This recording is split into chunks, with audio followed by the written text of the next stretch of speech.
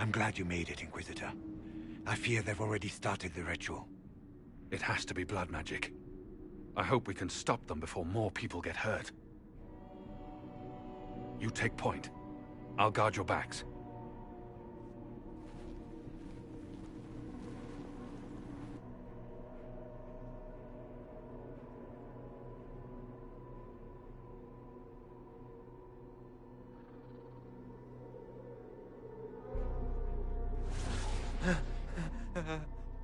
Wait! No. Warden Commander Clarel's orders were clear. This is wrong! Remember your oath. In war, victory. In peace, vigilance. In death... I'm sorry. sacrifice.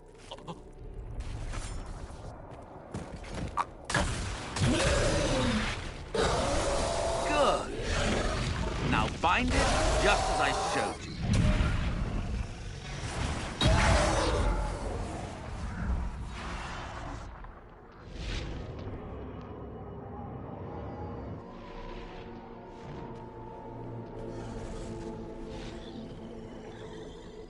Inquisitor, what an unexpected pleasure. Lord Livius Erimond of Virantium, at your service. You are no warden. But you are. The one Clarel let slip. And you found the Inquisitor and came to stop me. Shall we see how that goes?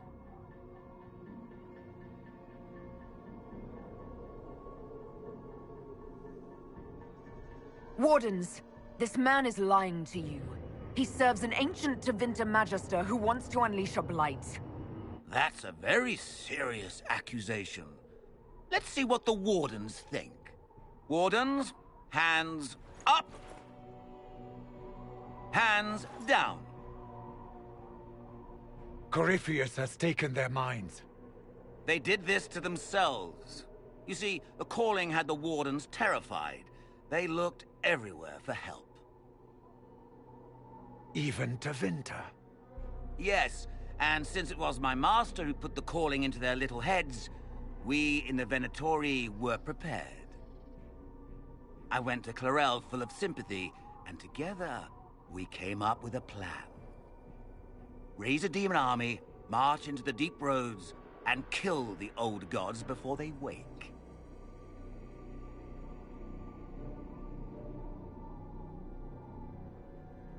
Corypheus marching across Orlais with an army of demons. I was shown that back at the Seeker Fortress. And now you know how it begins.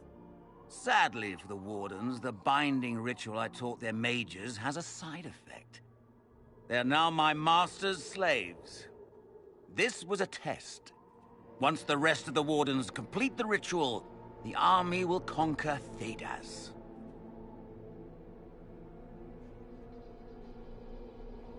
So Corypheus influenced the Wardens and made them do this ritual. Made them? No! Everything you see here, the blood sacrifices to bind the demons, the Wardens did it of their own free will. Fear is a very good motivator, and they were very afraid. That's a lie. The Grey Wardens are heroes. They would never do this willingly. The Grey Wardens care about nothing save stopping blights. They will do anything to accomplish that. You should have seen Clarel agonize over the decision. Burdens of command, I suppose. Why would the Wardens try to kill the old gods? A blight happens when dark spawn find an old god and corrupt it into an archdemon. If someone fought through the deep roads and killed the old gods before they could be corrupted, woof, no more blights, ever. The Wardens sacrificed their lives and saved the world. Although I fear history will remember them a little differently now.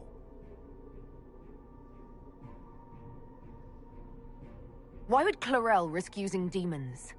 Demons need no food, no rest, no healing. Once bound, they will never retreat, never question orders. They are the perfect army to fight through the deep roads. Or across Orlais. Now they are bound to my master. Do you really want to see the world fall to the Blight? What do you get out of this? The Elder One commands the Blight. He is not commanded by it, like the mindless Darkspawn. The Blight is not unstoppable or uncontrollable. It is simply a tool. Somebody's certainly a tool. As for me, while the Elder One rules from the Golden City, we, the Venatori, will be his god-kings here in the world. Release the Wardens from the binding and surrender. I won't ask twice. No, you won't.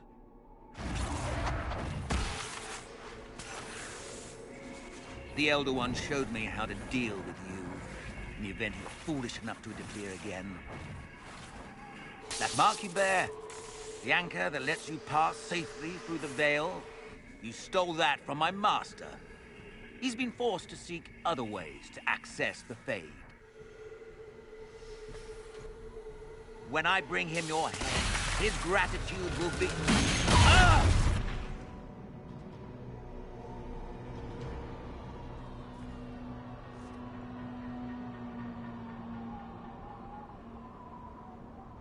Kill them!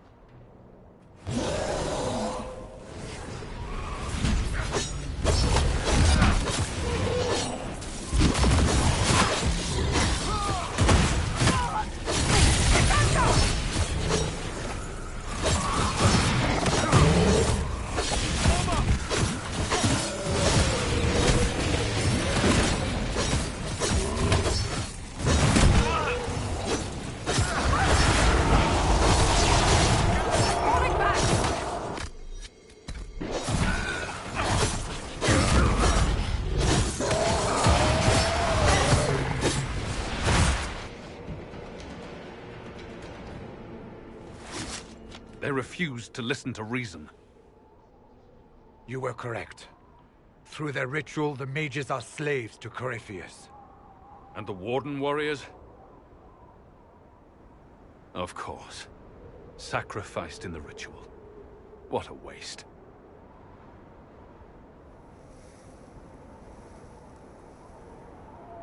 Human sacrifice. Demon summoning. Who looks at this and thinks it's a good idea? The fearful and the foolish. The Wardens were wrong, Hawk. But they had their reasons. All blood mages do. Everyone has a story they tell themselves to justify bad decisions. And it never matters.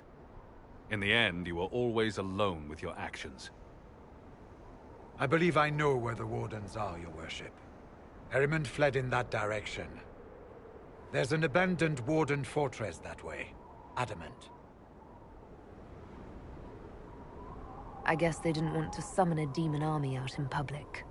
The Warden and I will scout out Adamant and confirm that the other Wardens are there. We'll meet you back at Skyhold.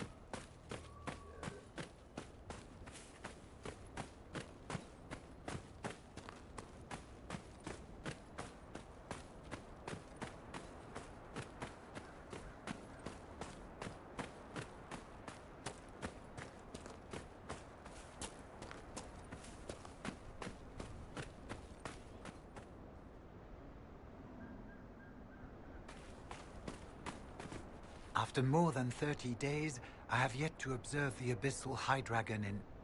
Oh. Yes? Can I assist you?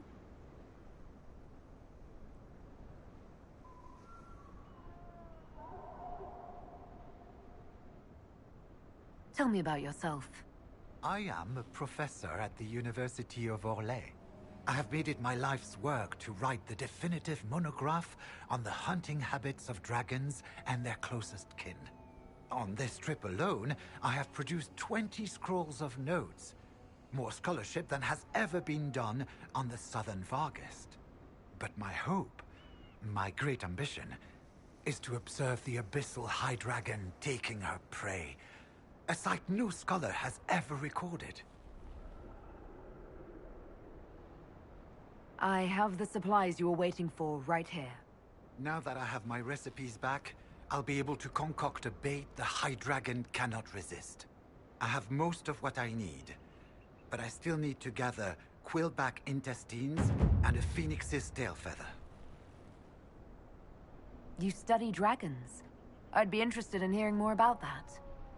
Oh, they are fascinating and little understood creatures, thought extinct for centuries. Now they seem to be making a comeback. The Nevarrans wrote extensively on breeding and nesting behavior, but high dragon hunting patterns have never been studied. I would be most interested if you come across any Gurn corpses that might be victims of dragon attacks. We'll have to speak some other time.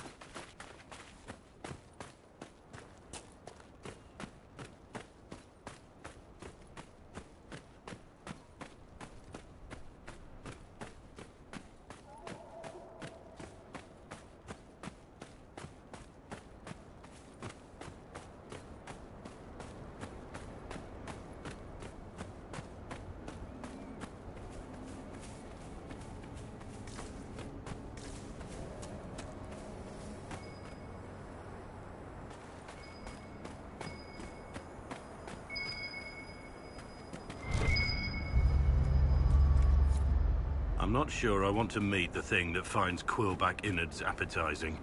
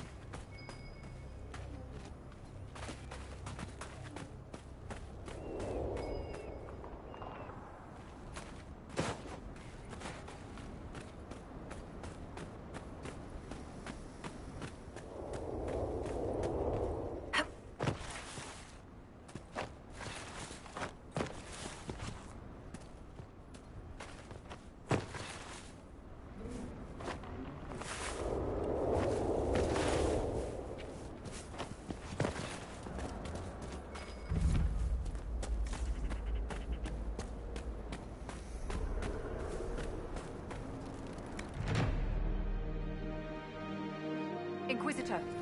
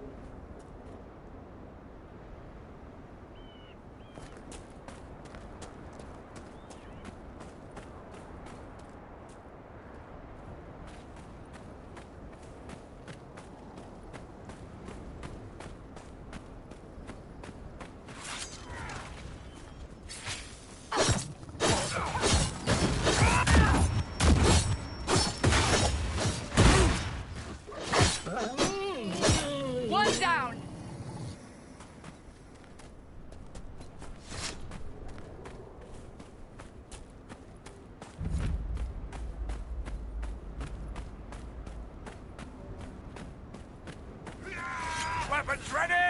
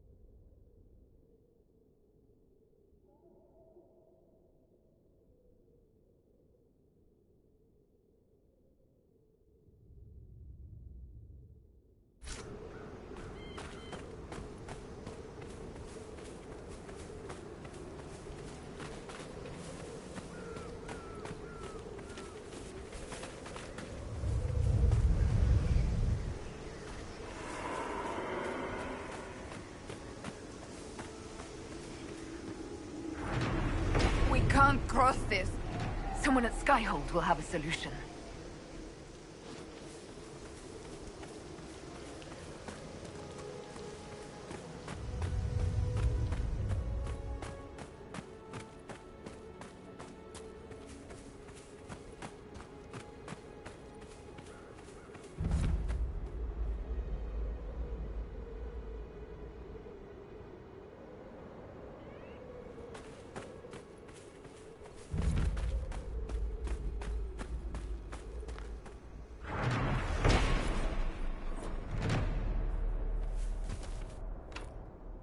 That's the grandmother of all locks. We're not getting in here.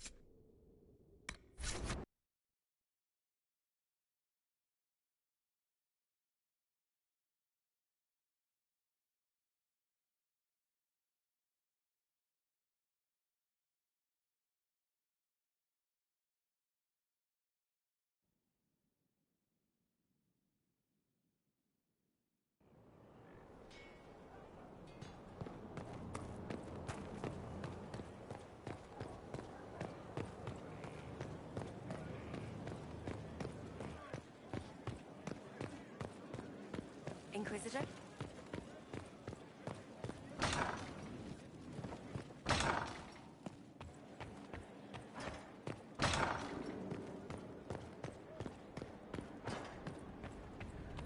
I tracked that Venatori mage back to Adamant Fortress. They're looking at assault options now. Thanks for...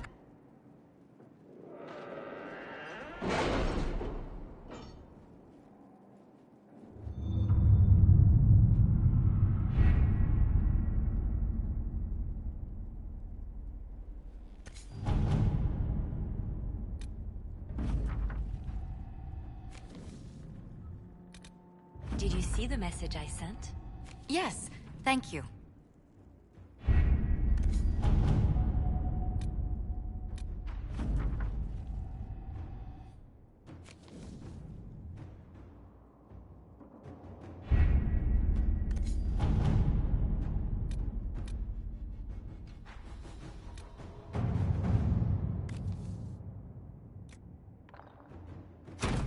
Let us begin.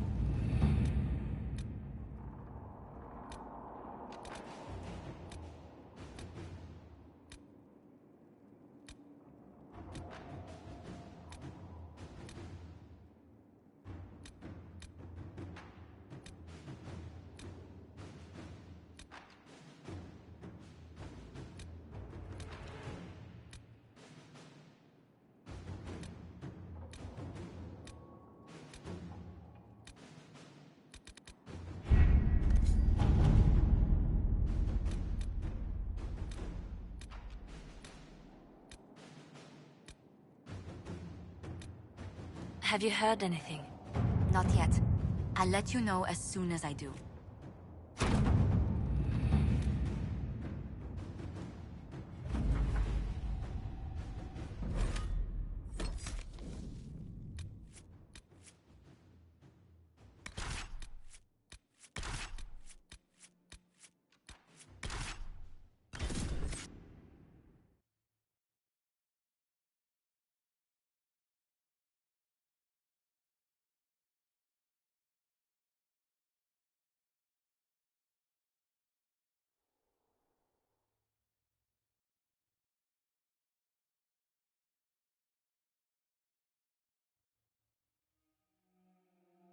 Inquisitor. Scout Harding. We're on the outskirts of Sarnia. This is what's left of the town. The lucky ones got out before the river froze over.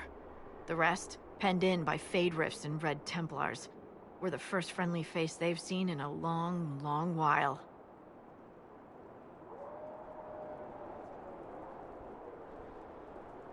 Are you alright? You look a little cold. Me? Well, it is a touch chilly. My toes are freezing. I'm sorry. You didn't need to know that.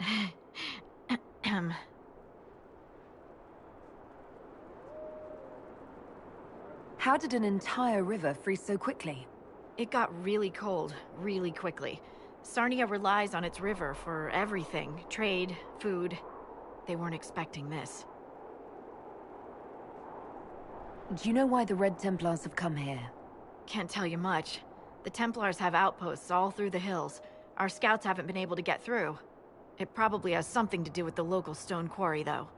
A lot of the workers went missing after the Red Templars moved in.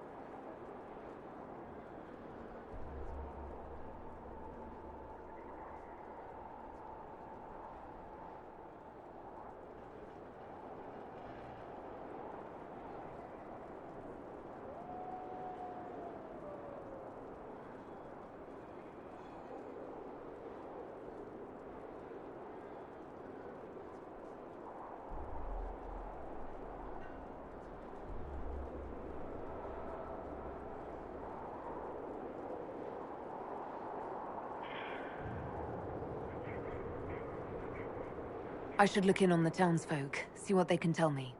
I'm sure they'll appreciate it. The Red Templars have been mounting frequent attacks. They want Emprise de Lyon. Bad. Let's get out there and take it back from them.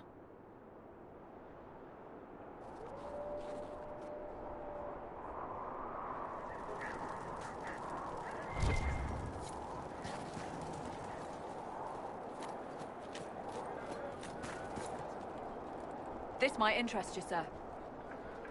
What is it? This may be worthwhile.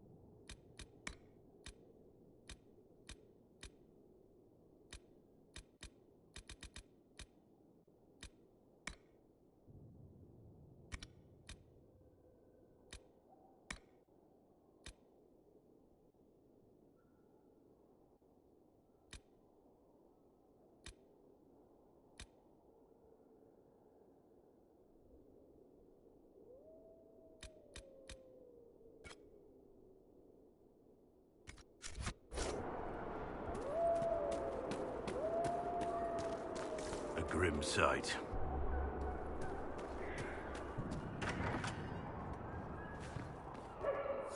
Oh, how could you have dropped it?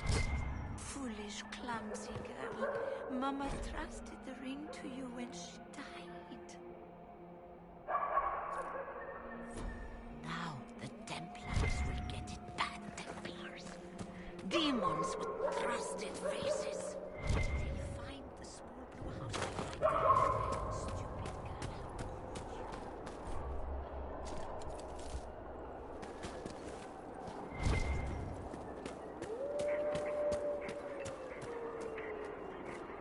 Omega, hear my cry. Guide me through. Come, lad. I have dried beans and radishes.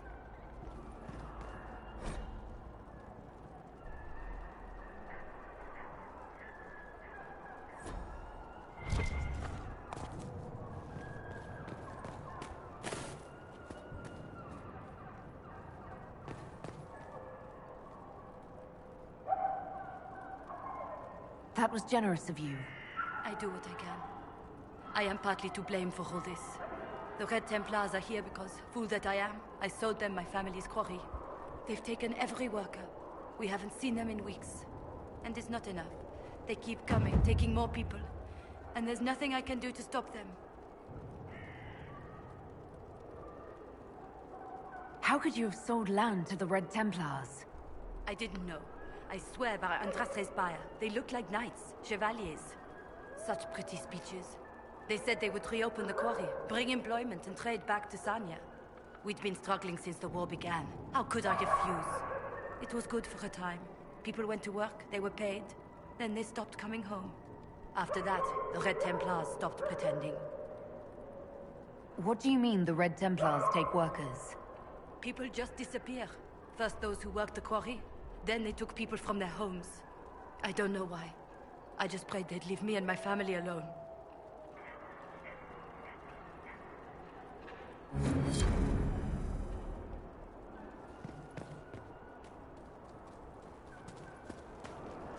Omid, hear my cry. Guide me through the blackest nights. Steel my heart against the temptations of the wicked.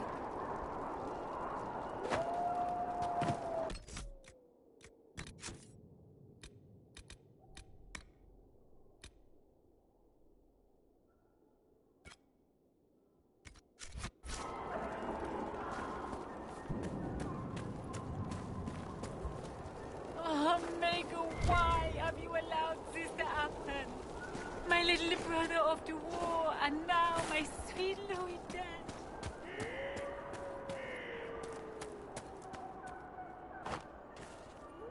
Michel de Chauvin at your service, your worship. I saw the Inquisition's banners from afar. Never expected to see the Herald of Andraste herself. Ah, Sir Michel, of course. I didn't recognize you, dressed as you are. Lady Vivienne?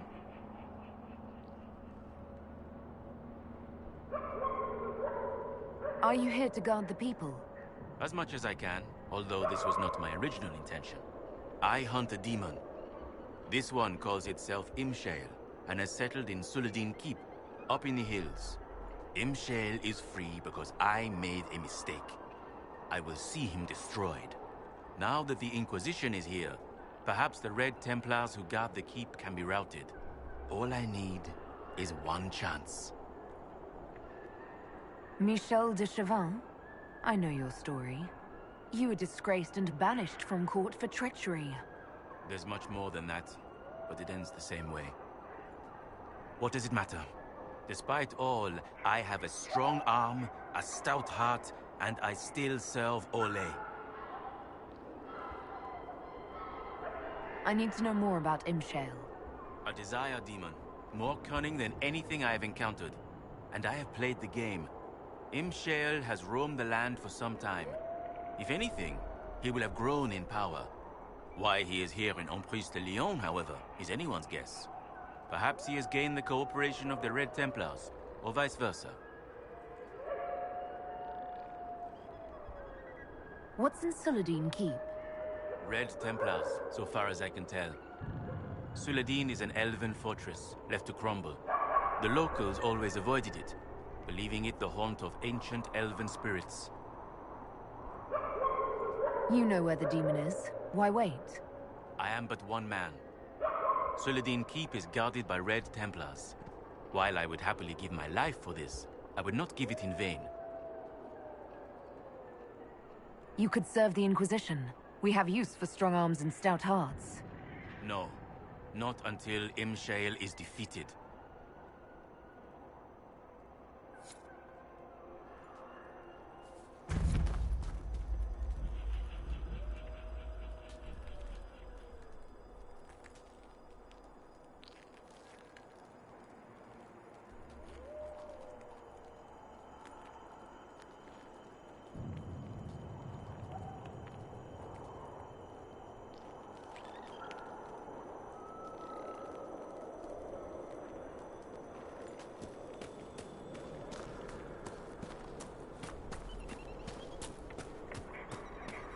Do not let the Inquisition gain ground.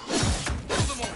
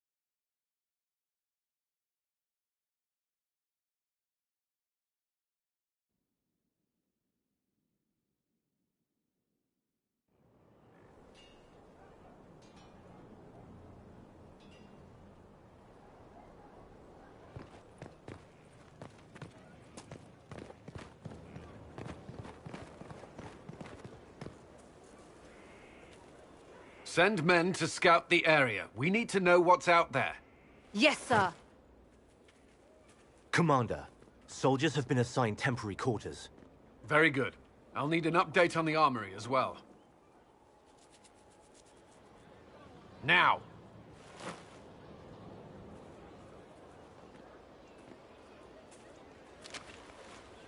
We set up as best we could at Haven, but could never prepare for an archdemon, or whatever it was. With some warning, we might have...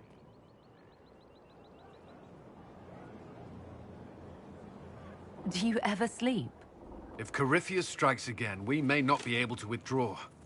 And I wouldn't want to. We must be ready. Work on Skyhold is underway. Guard rotations established. We should have everything on course within the week. We will not run from here, Inquisitor.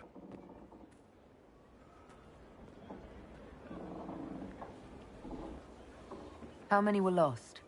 Most of our people made it to Skyhold. It could have been worse. Morale was low, but has improved greatly since you accepted the role of Inquisitor. You report to me now. Will that be a problem? I was brought on to oversee the Inquisition's forces and offer military advice. That hasn't changed.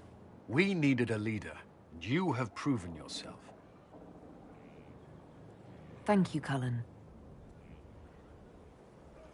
Our escape from Haven, it was close.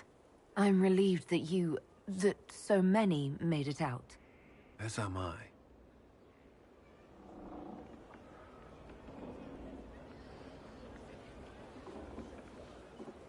You stayed behind. You could have... I will not allow the events at Haven to happen again. You have my word.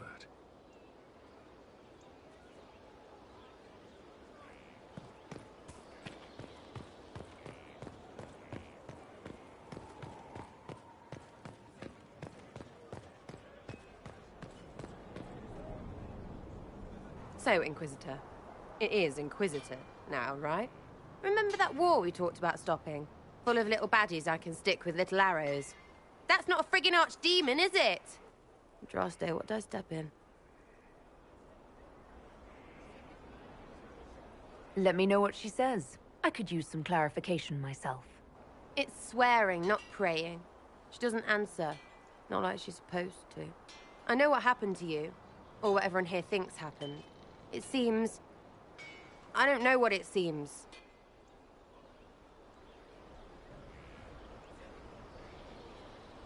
I can't help you if you don't explain what's wrong exactly. It's got to be nonsense, doesn't it? We're kind of screwed if it isn't. I mean, that Corypheus thing. A Magister, right? Story is, he cracked the Golden City. But that's a hazy dream. If not, seat of the Maker, real thing. A seat needs a butt, so the Maker, real thing. Fairy stories about the start and end of the world, real things. It's too far, innit? I just want to plug the Skyhole rubbish so I can go play.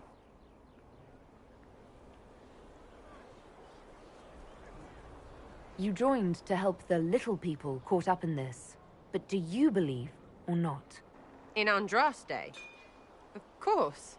But you doubt what you're seeing and hearing. It can't be true. Even fanatics don't want to be this right. Look, I have arrows. I can make this Corypheus believe in those. Good enough? Please be good enough.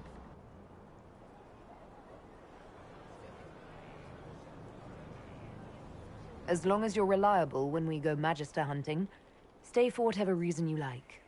Like don't have nuts to do with it. Not when we're tracking monsters that shouldn't be. What I want is to get everything back to business as usual. A nice simple system with simple problems. Helps me, helps people, helps you. In that order, for now.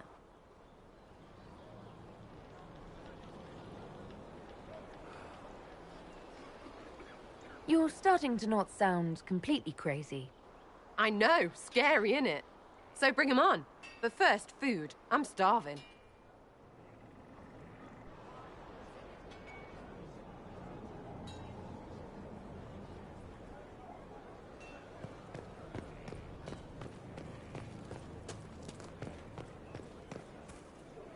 Heard there was a big demon at the Seeker Fortress.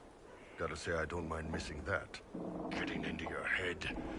messing around. If you're nervous about demons, I can protect you. My blade pretty much protects me. Perhaps I can do things your blade can't. I don't know. It has blood grooves. Well, technically, it's the fuller, but blood grooves sound so much more violent. Inquisitor, huh? Well, you've got the fortress for it. Speaking of which, when you've got a second, there's something I want to show you.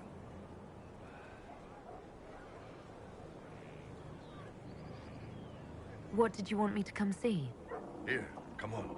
I'll show you.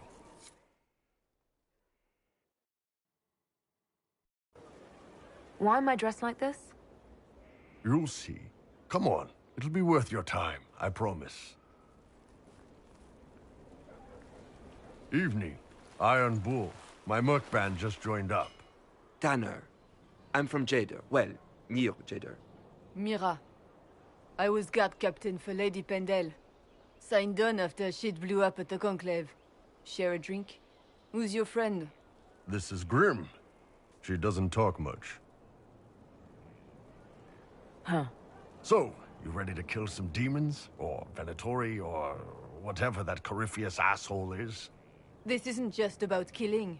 We're helping the Inquisitor save the world and build the next empire.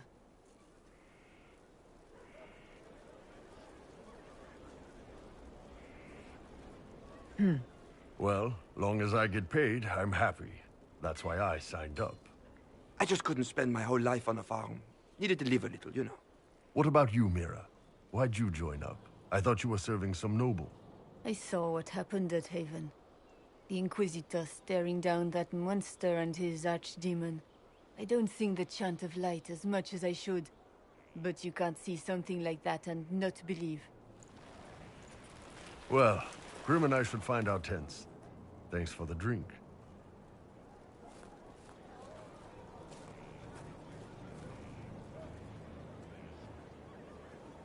I know every soldier under my command. You don't have that option, but a few faces might help.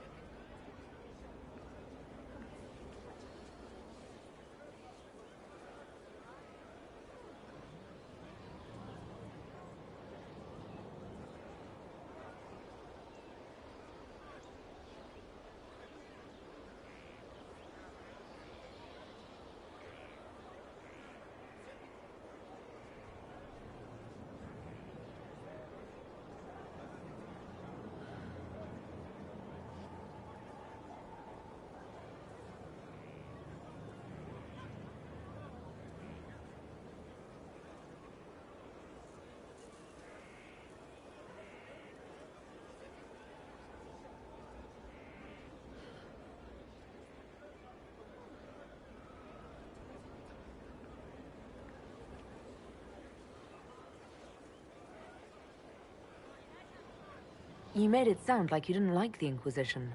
People don't always tell the truth when you're polite. You've got to poke them a bit.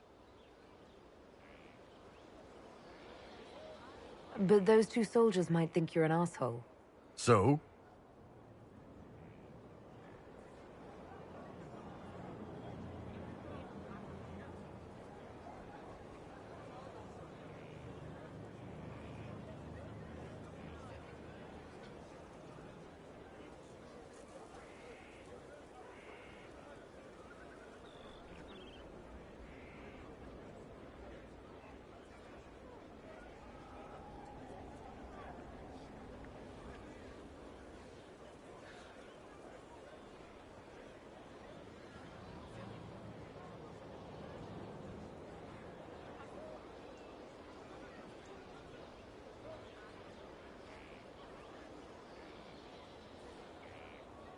It was good to get their perspective. Yeah. Sounds like we could use an easy win for boys like Tanner. And vets like Mira have seen enough to be wary. You've got a good army coming along. Remember that. No matter what comes next.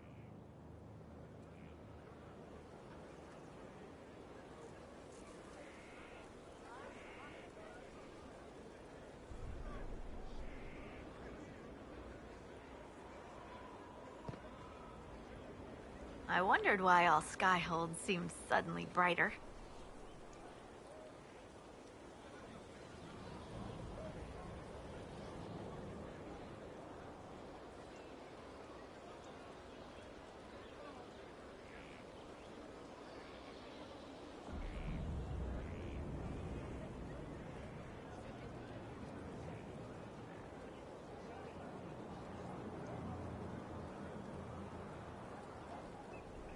Shouldn't you be out there, scouting? In a bit. We're in Skyhold for supplies and a change of personnel. Not me, though. Indispensable. So, who's Scout Harding, really? Me? Oh, I'm no one. Lived near Redcliffe all my life. Herded sheep for my neighbor. When the Inquisition came through my village, I helped by telling them everything I knew about the area. Then I signed on. Wanted to see the world before it was swallowed up by... that thing out there. What's been going on? Sister Liliana glanced at me today. I think she's gonna have me killed. What's been going on? Ambassador Montilier sent me a basket of flowers to thank me for my work with the Inquisition. She's so lovely. What's been going on? Varric came by to talk. He told me a story about copper marigolds. What's been going on? Madame de Fer said hello to me. Or maybe she was waving at someone else and I just thought she was. Yeah, that's probably what happened. I have to go.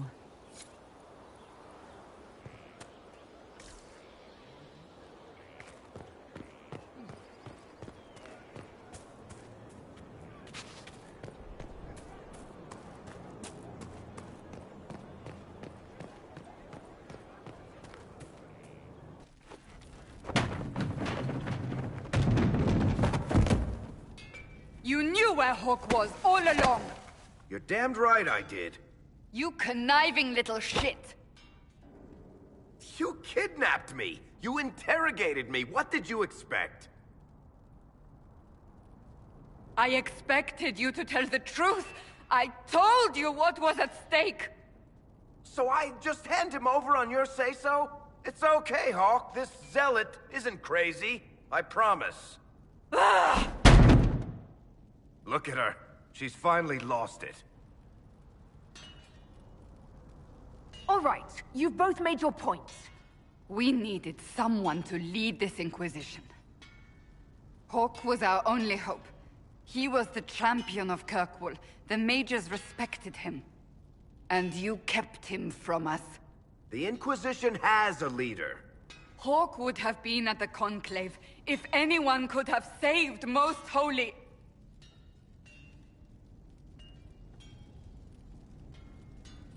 Varric's not responsible for what happened at the Conclave. I was protecting my friend. Varric is a liar, Inquisitor. A snake. Even after the Conclave, when we needed Hawk most, Varric kept him secret. He's with us now. We're on the same side. We all know whose side you're on, Varric. It will never be the Inquisition's.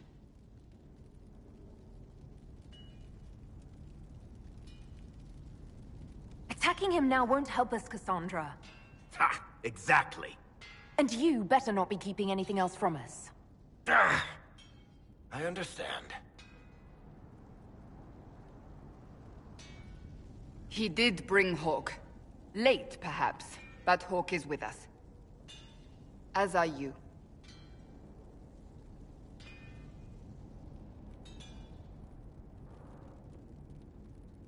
You know what I think? If Hawk had been at the temple, he'd be dead too. You people have done enough to him. I believed him. He spun his story for me, and I swallowed it. If I just explained what was at stake, if I just made him understand... But I didn't, did I? I didn't explain why we needed Hawk. I'm such a fool.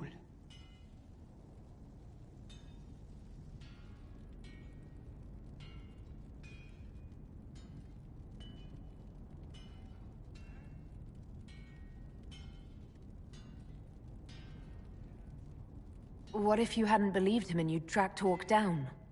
Honestly, Hawk might not even have agreed to become Inquisitor. He supported the Mage Rebellion, after all. He wouldn't have trusted me for a second. But this isn't about Hawk, or even Varric. Not truly. I should have been more careful. I should have been smarter. I don't deserve to be here.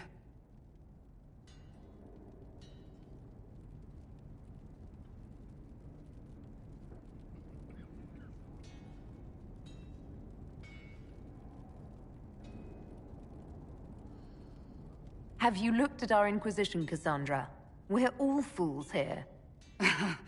Is that supposed to make me feel better? More at home, maybe.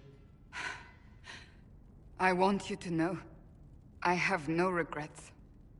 Maybe if we'd found Hawk, the Maker wouldn't have needed to send you. But he did. I don't know what's to come, but you're more than I could have hoped for.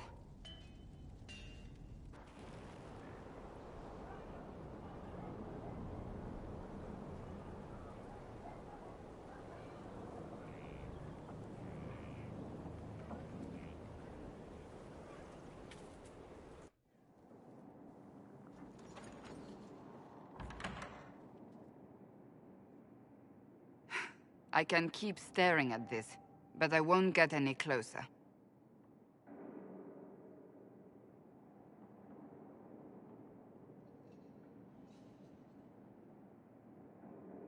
Something I can help you with? Yes. Possibly. You recall the demon at Therenfall? The one impersonating Lord Seeker Lucius? We never found the real Lord Seeker. Or his body. Indeed, I've seen no hint of any Seekers amongst the Red Templars, or anywhere. I have a growing suspicion Corypheus has imprisoned them. Why imprisoned? He could just as easily have killed them. Not easily. But yes, they may be dead. Yet a demon of envy does not kill whomever it replaces. It hides them away and learns about them. There must be a trail we can follow. Yet so far I have only discovered hints. But they could have ended up just like the Red Templars. Seekers do not use lyrium. I assume Corypheus gained control of the Templars by corrupting the lyrium they were already taking. To do the same to a Seeker, you'd have to force the lyrium upon him. That may be what happened, but it couldn't have begun that way. We're missing a piece of the puzzle, Inquisitor. I need to find it.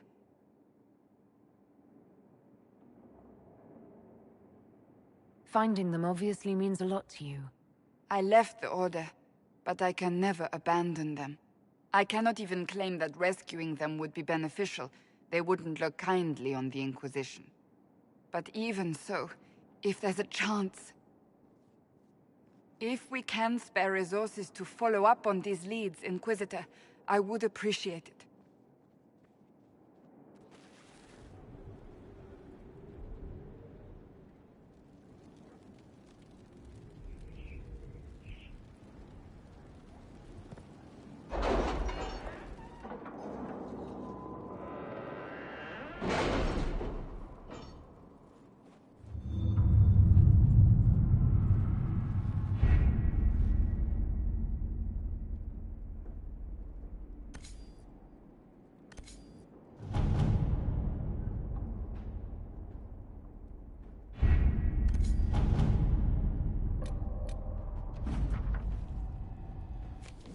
The order was sent?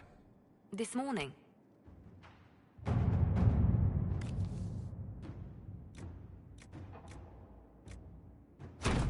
Let's see what we have.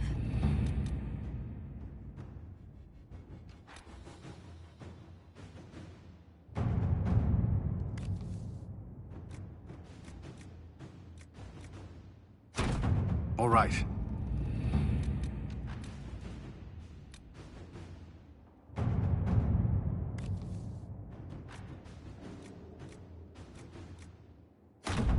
Let us begin.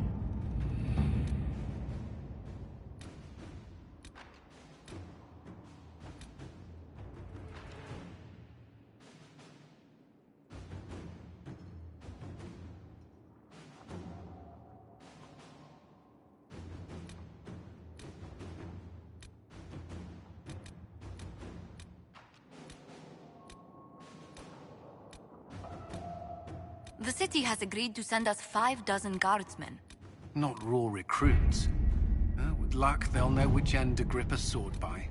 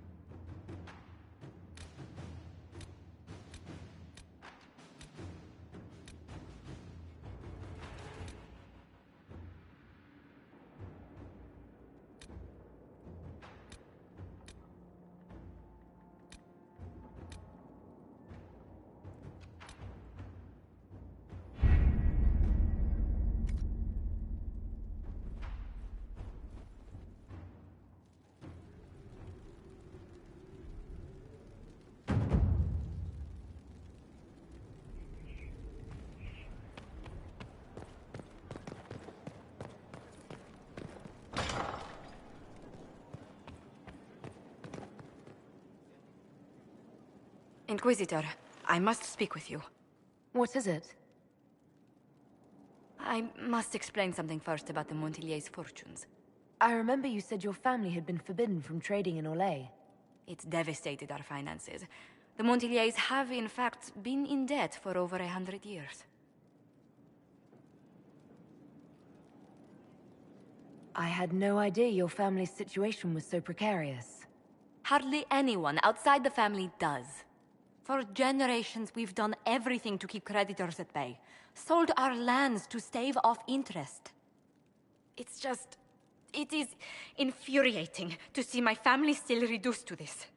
I'm to become head of our house. If I sell any more of our land, my family will become destitute. That cannot be my legacy to them. Most people worry about their next meal, never mind an estate. I'm not blind, but I worry for my family.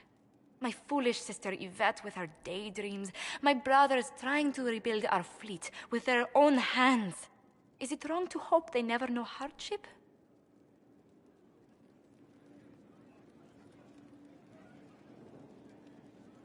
Is there anything I can do? I'd almost solved our problems. For a while.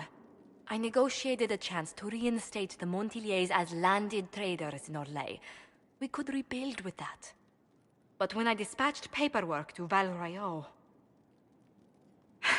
I've just learned my carriers were murdered. And the documents restoring my family's trading status destroyed.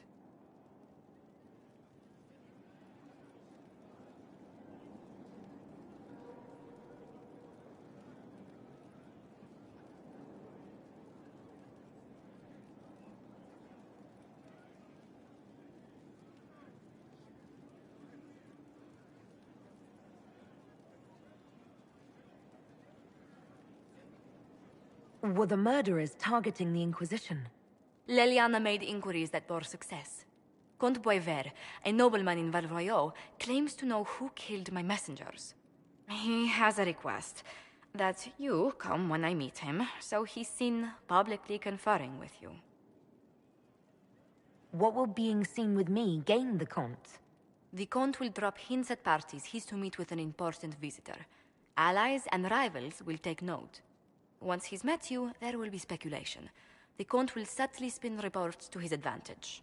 He will use us. But if he knows who killed my people, I ask that we indulge him.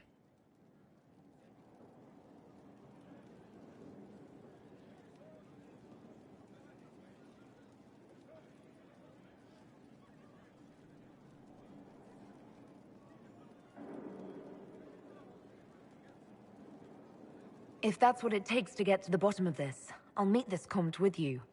Thank you, Inquisitor. It means... you are too kind. I must know who killed my couriers just to harm my family.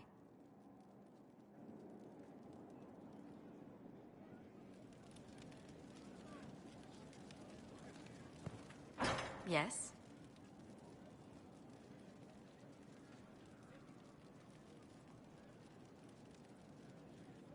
Tell me about the Montiliers.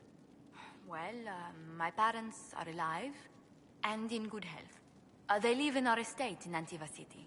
Of my 4 siblings, most attend to the running of the family vineyards. That reminds me, I must ask someone to make sure Yvette attends the spring reception at the palace. My youngest sister has no head for social engagements. Why are you overseeing your siblings' social lives? It's Antivan custom. After a certain age, the heir apparent runs the family's estate to prove they're worthy of succession. If you're unfit for the task, the heads of the house, usually one's parents, may decree a new heir.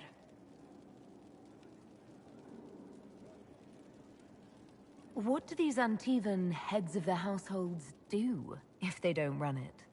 They work and provide guidance. I've taken advice from my parents. Well, mostly mother. Father's more of an artist. It's rather gauche, but we never can dissuade him from running his own salons. Between him and my siblings, mother's looking forward to my taking over the estate.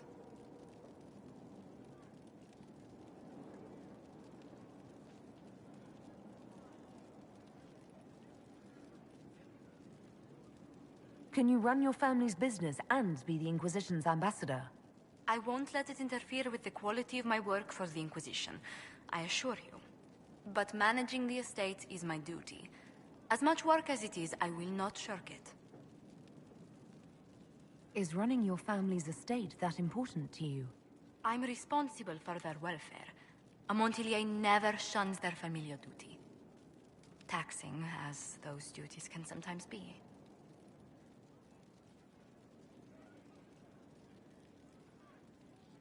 Maybe your siblings could help lighten your burden. You don't know them. But Lorien in charge, or Antoine, or Yvette? No, truly. It must be me. Where were you raised, Josephine? I was born in Antiva City, but when I turned 15, Mother declared I'd attend finishing school in Val Royeaux. But I bowled into her skirts the day I had to leave.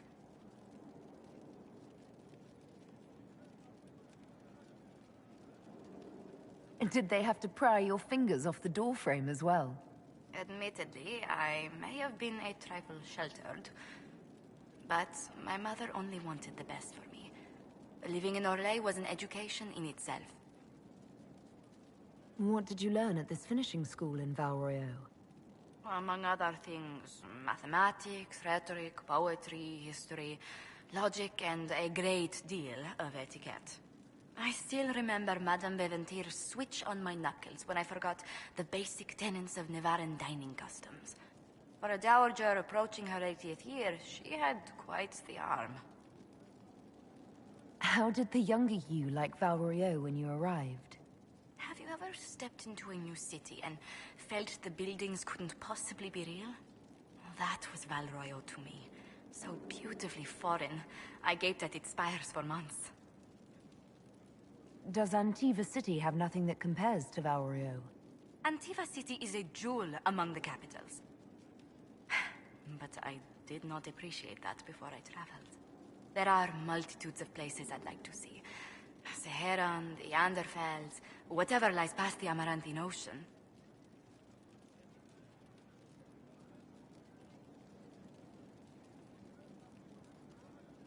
Who rules Antiva? Officially, the Principality of Antiva is governed by His Majesty King Fugelno II. In reality, Antiva's merchant princes rule the country in everything but name. Quite loudly, I might add. What sort of dealings did you have with these merchant families? As ambassador, I attended Privy Council meetings in a mediatory capacity. May I just say, one has never heard an argument until they've sat in on 15 princes howling down each other's tariff suggestions.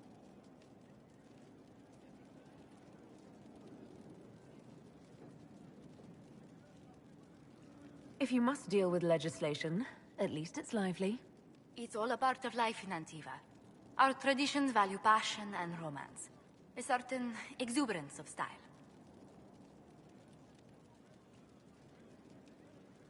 Are you positive you're Antivan? I can be most exuberant when it's called for. Just at the right moments, and in a proper fashion. Might we speak of something else? You haven't really gone into detail about how you know Leliana. We met... let me think. We met the last few years of my schooling, but we became friends after I became ambassador to Olay. It seems terrifyingly long ago now. How exactly did you and Leliana reconnect in the Inquisition? I discovered my family had been overcharging a merchant we traded with for months. Our name carries a great deal of trust in Antiva. I spent weeks arranging a string of favors as suitable recompense. Apparently satisfied, the merchant extended me an invitation to her estate. Leliana greeted me in place of the merchant.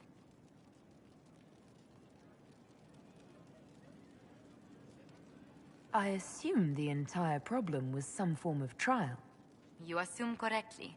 Leliana claimed she needed someone of painful integrity for the Inquisition. I accepted, once she finally explained what it was. Do you remain close? Yes, but she's grown so much more distant than the outgoing woman I met in Val Royeaux. Leliana used to wander the Orlesian courts, singing the sweetest songs, charming the greatest wits. Now she collects secrets and takes risks that would make empires tremble. I worry, but she will not hear it. Does Leliana confide in you? She enjoys revisiting our more disastrous adventures. Leliana used to concoct the most ridiculous plans. Run if you ever see her with a twine ball, a measuring stick, and a handkerchief. What's the land like in Antiva? The settled areas are quite lush. The vineyards run as far as the eye can see in some places. Antiva City, however, perches right up against the Rialto Bay. That's what I miss most. The sea crashing against the maze of the docks.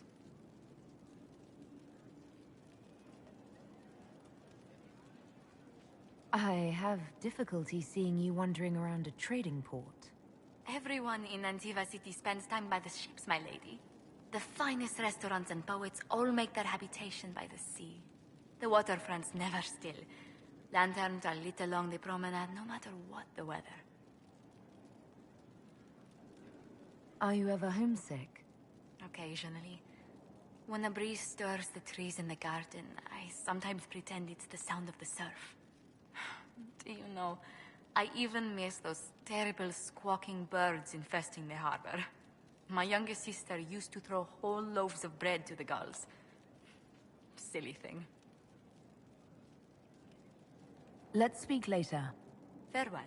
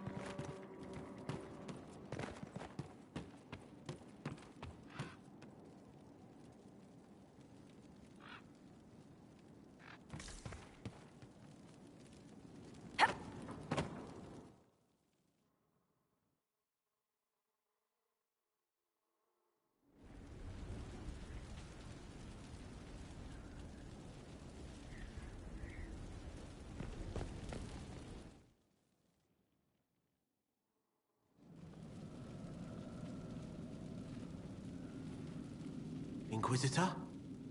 The Arcanist has arrived. You should see for yourself.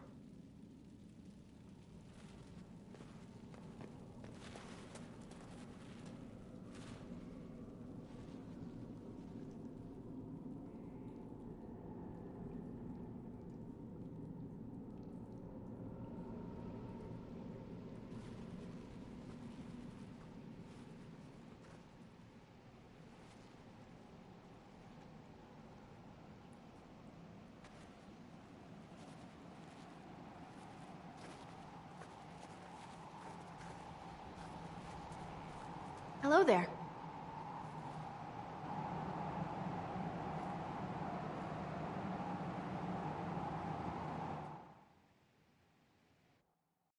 Well, don't just stand there slack-jawed. Let's figure out what you need.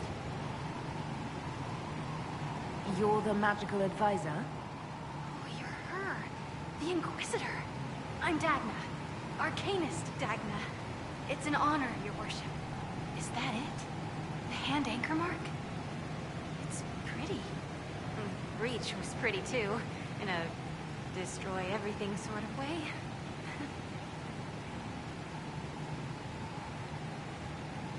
I welcome you to the Inquisition and look forward to your contribution. Me too. I've heard some impossible things.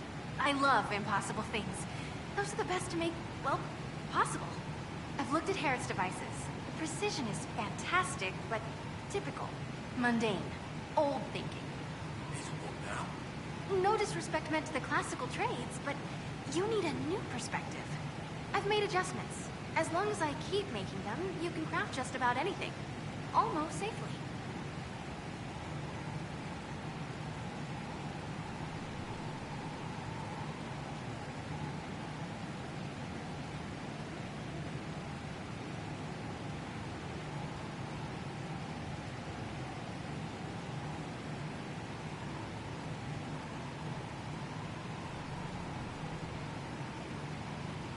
What is it you do, exactly?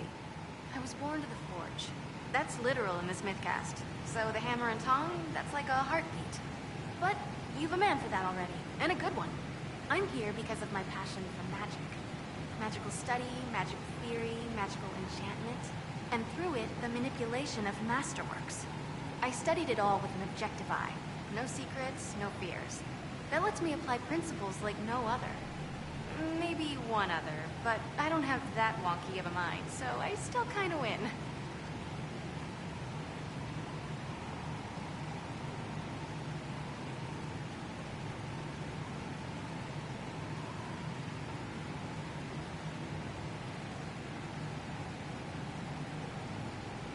What's the story with enchanting?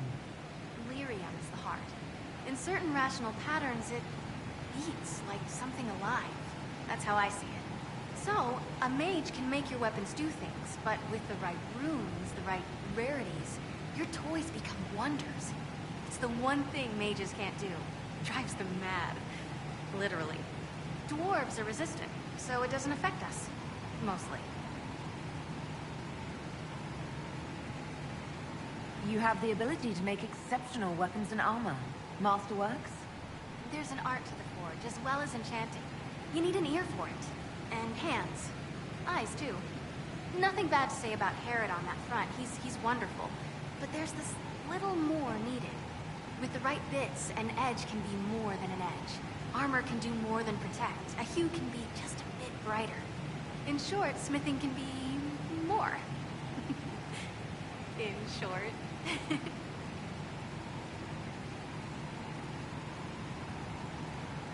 Another time, Dagna. Of course. Bring me what you want made, and I'll make sure it goes just right.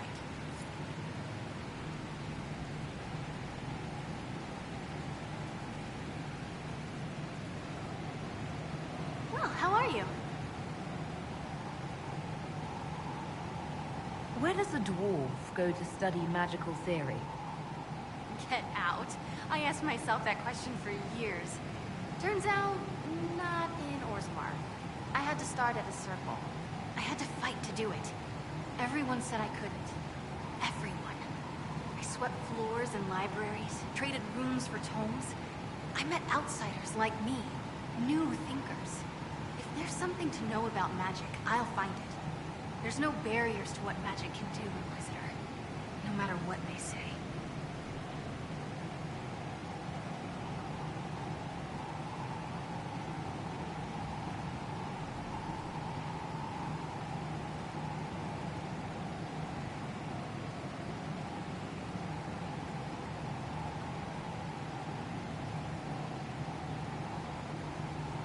You were quick to join the Inquisition. Is there something you want? How could I waste a chance to get close to you? And Corypheus? My goodness. And actual physical rifts in the Veil? Also, dwarves? We don't dream. So, when mages talk about it, I can only... well, dream what it would be like. So there's that, and all the things you'll probably find, and what I'll get to make. The rules are different here. Plus, you're paying me a lot. Like, wow, so much. What qualifies you to be an arcanist? I took the title because I'm a magical researcher, philosopher, and master of practical application. And I like it. I can't actually do magic because I'm a dwarf, but that also means no risk of possession. Safer than a mage. It means that every skill I have, I've learned through reason and understanding. Coming from the Smith caste, I know the value of mastering a craft. Did you know dwarves invented enchanting? Probably. You seemed impressed by the anchor. What does it look like to you? I heard what everyone says what you heard Corypheus say. That's a long chain of who said what's. To me, it says key. But keys do a lot of things. Open, lock, switch. Some open one thing, some open everything. It sounds like Corypheus made it to open, but it looks like you can use it to close. It may be that simple. It sure is pretty. Wish I could see through it. Dagna, show me what you can do. Do you want fire? The first ask is always fire. It's fire, isn't it? Here's how it goes. Bring me the rare stuff for enchanting or masterworks and prep it here just like normal. Except it's not normal. It's manipulation of primal forces. And I'll make sure it goes just right. You'll see. They'll all see.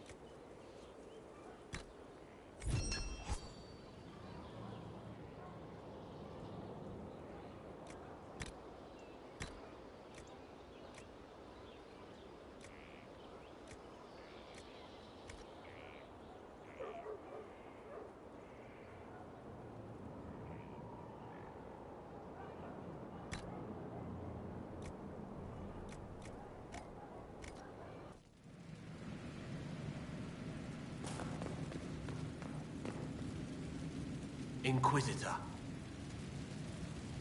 Any thoughts about our new tenant? You sure she doesn't own the place? Acts like it. No offense, it needed work. And fine work she's done to it. And for you. Don't mind me. Been a lot of change lately. She has an edge, though. Mind it.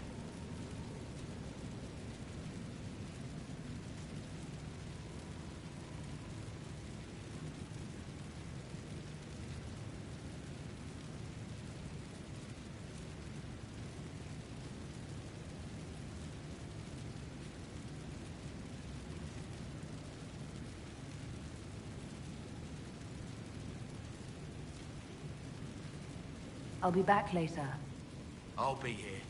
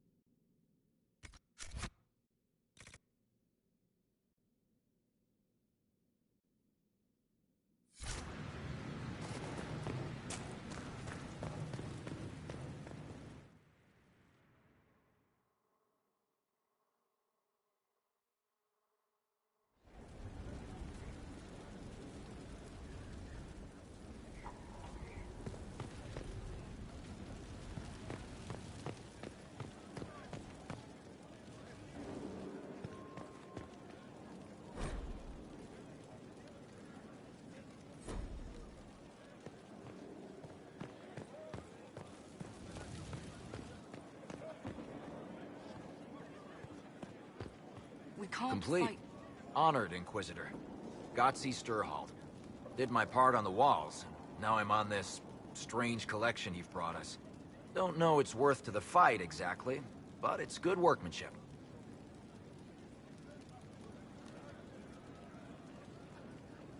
Where did you learn your skills? Orzammar. Carved a few statues in my day. And before you ask, yes, I chose to leave. I carved a paragon who turned out to be a sodding madwoman. Couldn't stand looking at it. The memory of a dwarf, right?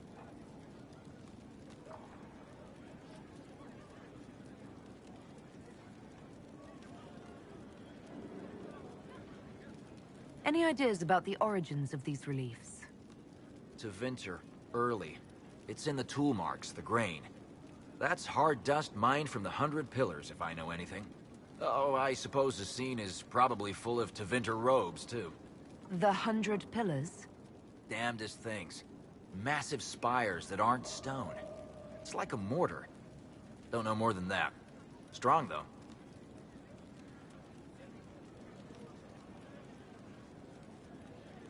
Do you have insight into the stories these tiles are supposed to depict? Here you go, Inquisitor. I wrote up some thoughts. Hope it adds to the effort.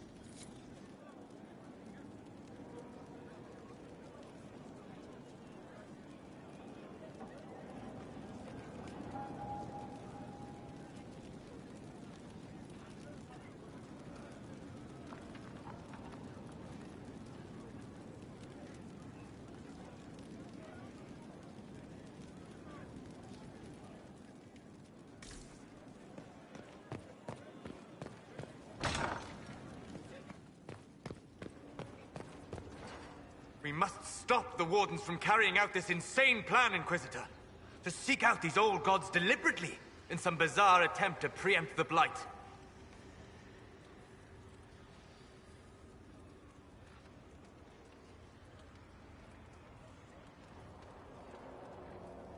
And calling the army of demons. That's my favorite part.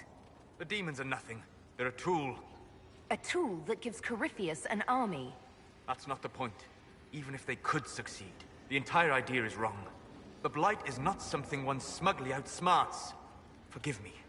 The entire idea is unnerving. Hello?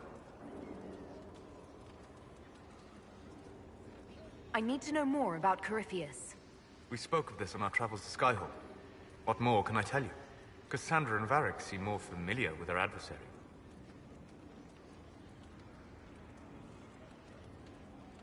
Oh, I'll take advice from just about anyone right now. I'm flattered. I claim no secret wisdom, but I will guess as best I can. I would like to know more about the orb he carries. As I said, that must be the means by which he created the breach. I suspect the blast that destroyed the Conclave was more accident than anything. The result of unlocking power that had sought release for ages. What I cannot understand is how he managed to survive such an explosion.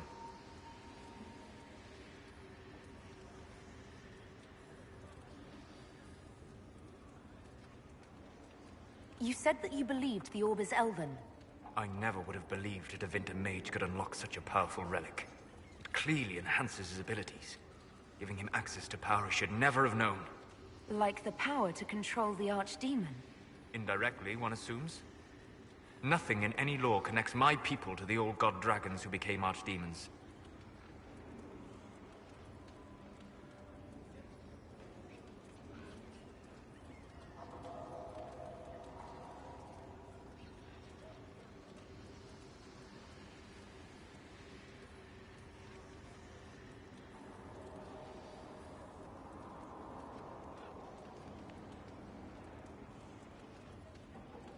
What do you think Corypheus will do next? You shamed him when you destroyed Haven. Spoiled his glorious victory. It would be worse to acknowledge that you had done so. He must continue on his course or show weakness. He will return to his plans to throw Olay into chaos, and then conquer it for Devinter.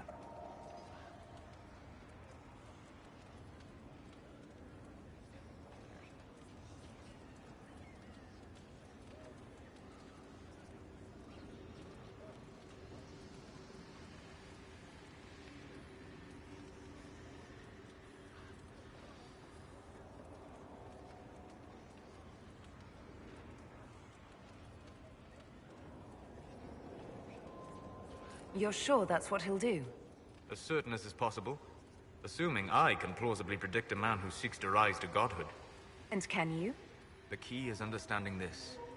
No real god need prove himself. Anyone who tries is mad or lying. His deception will undo him, as it has done countless fools before.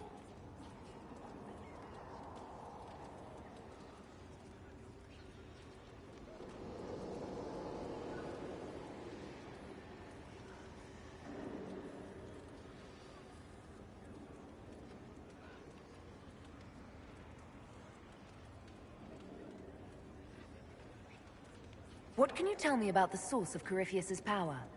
According to the law, the ancient Magistars of Devinter received guidance from the old gods. Corypheus commands a false archdemon, a corrupted old god. This suggests he no longer sees himself as their minion. Some of his unique power comes from the corruption of the Blight. The rest may come from the orb he carries.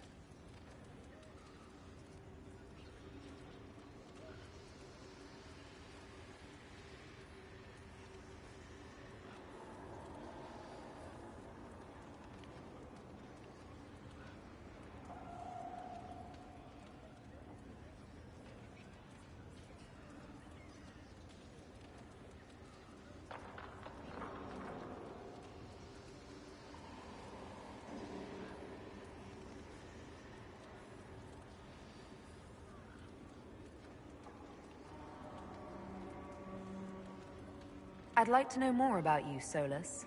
Why?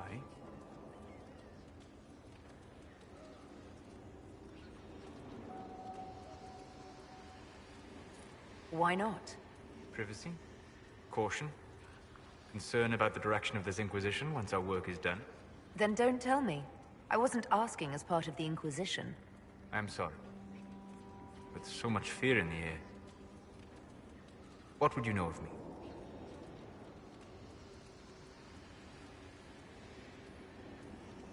Have you always traveled and studied alone? Not at all. I have built many lasting friendships. Spirits of wisdom, possessed of ancient knowledge, happy to share what they had seen. Spirits of purpose helped me search. Even wisps, curious and playful, would point out treasures I might have missed.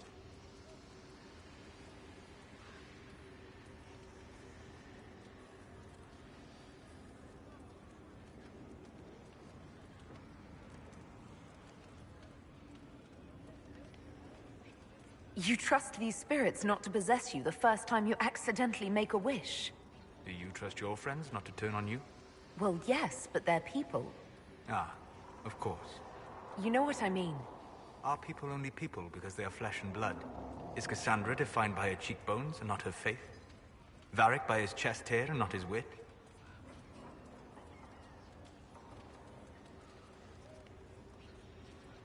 I'm certain you have some rhetorical trick ready to counter anything I say. It's likely. I've had a lot of time to discuss the question with people. Or spirits, if you prefer.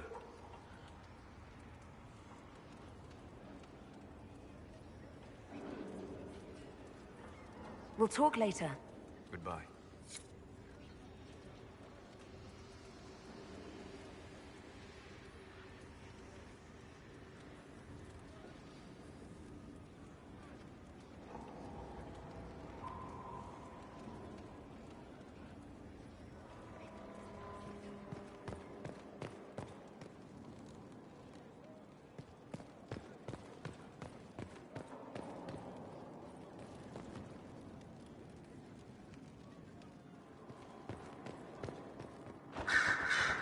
Roderick, that chantry fellow who led us through the mountain from Haven. You know he died, I assume. Got us as far as the camp, and then... that was it.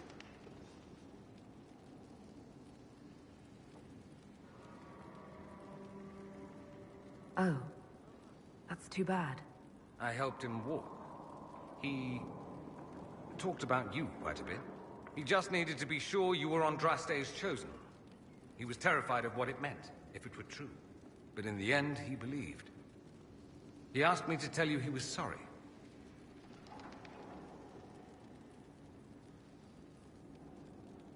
Thank you for telling me about that. I thought it was important. Anyway, we can talk about something else if you'd rather. It occurs to me that I barely know anything about you. Beyond my being a mage from Tevinter, you mean? Beyond that, yes. And beyond my being so charming and well-dressed, which is obvious to anyone.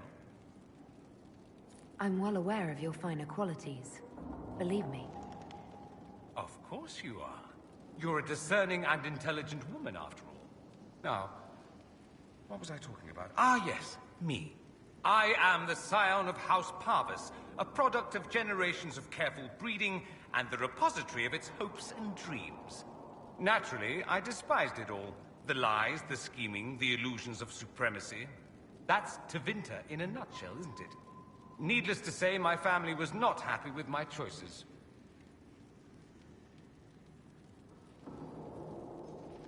What did you mean by generations of careful breeding? The great families of Tevinter don't have children. They refine traits, weed out the undesirable, and promote the rest. My mother was chosen for my father because magic runs strongly in her blood. Never mind that they loathed each other. They wanted a son who could become Archon to make House Parvis the envy of the Imperium. They got me. A cautionary tale that you should be careful what you wish for. I'm getting the impression that you don't care much for your homeland. On the contrary, I care for my homeland a great deal.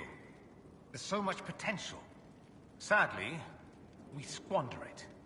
We refuse to acknowledge how far we've fallen because pretending is easier. We pretend the Qunari can be beaten. We pretend that we're superior to everyone, even our own people. Not everyone feels that way. I don't. Sadly, we're the minority. It just seems... So much of what you say about the Imperium is entirely negative. It might sound that way. For all our faults, my people have many virtues. We are laden with history and culture. Tevinter is where Thedas truly began, remember? We treasure our past and preserve it.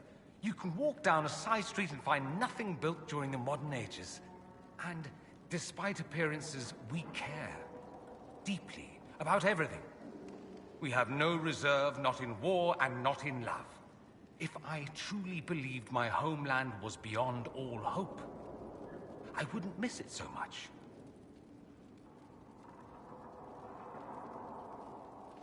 Why would your family be upset with your choices? Because I rejected their idyllic plan. If they had their way, by now I'd be married to some unlucky girl from a powerful family. We'd live in luxurious despair, despising each other as I waited to take my father's place in the magisterium. I declined the honor, and thus it's best I'm far from home. Less of an embarrassment that way, you see? I think I've heard enough. That's too bad. I never tire of talking about myself.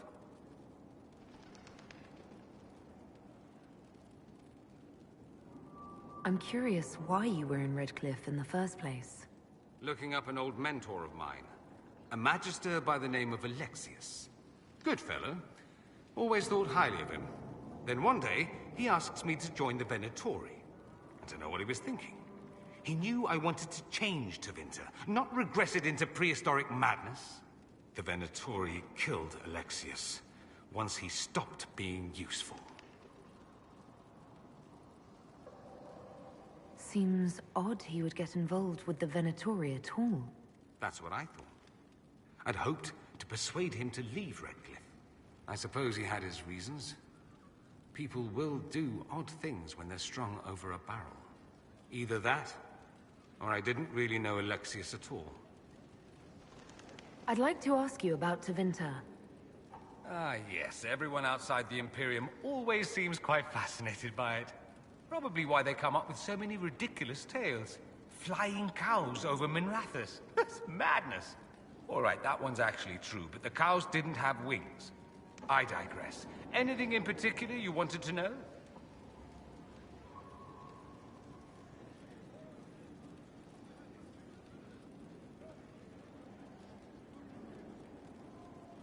I'm wondering if the Imperium would be a useful ally. I'd think you'd be more concerned whether or not they'd support the Venatori. They won't, of course. At least, not officially. They'll disavow all knowledge of dangerous cultists. Secretly, many Magisters will rejoice at the idea. And if the South falls to chaos in the meantime, all the better.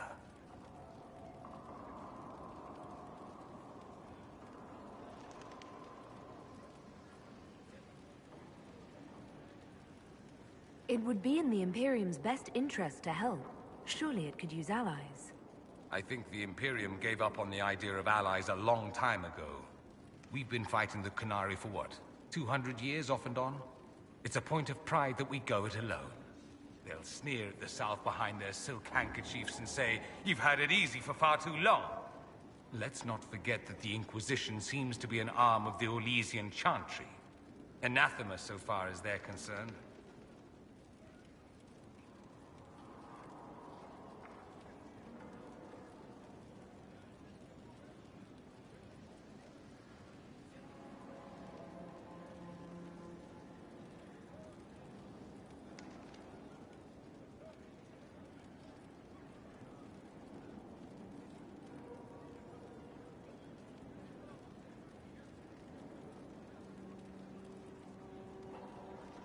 We're not part of the Chantry. The Chantry opposed the Inquisition's formation. You think that matters? Don't be silly. The Herald of Andraste.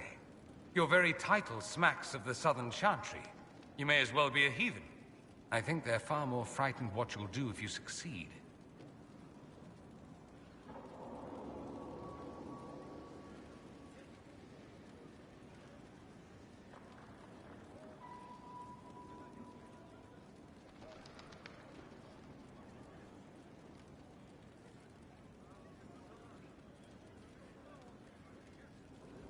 Anyone who talks about the Imperium mentions slavery. It's the center of the slave trade. Ah. That is true. And did you have slaves? Not personally, but my family does and treats them well. Honestly, I never thought much about it until I came south. Back home, it's how it is. Slaves are everywhere. You don't question it. I'm not even certain many slaves do.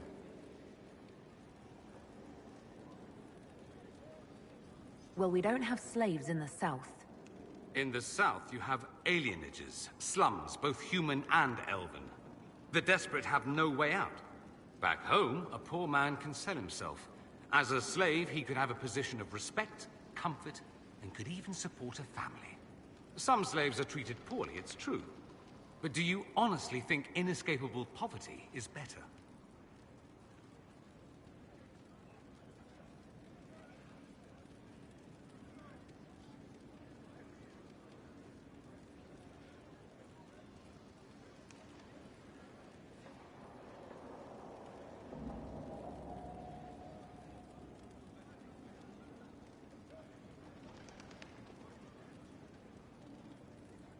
Is that what you call it? Treated poorly? Abuse heaped upon those without power isn't limited to Tevinter, my friend. I don't know what it's like to be a slave, true. I never thought about it until I saw how different it was here. But I suspect you don't know either. Nor should you believe that every tale of Tevinter excess is the norm.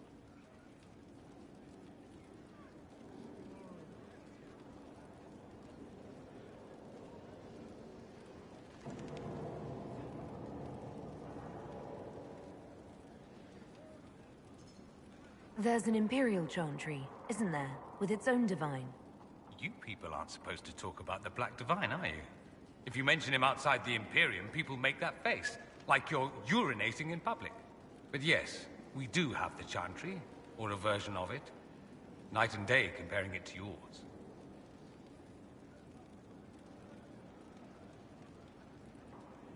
Do you really call him the Black Divine? We don't call him that, oh no. In the Imperium, he's the true divine. The woman sitting on the Sunburst throne is some backwater pretender. It all stems from a disagreement over Andraste. Marvelous, isn't it?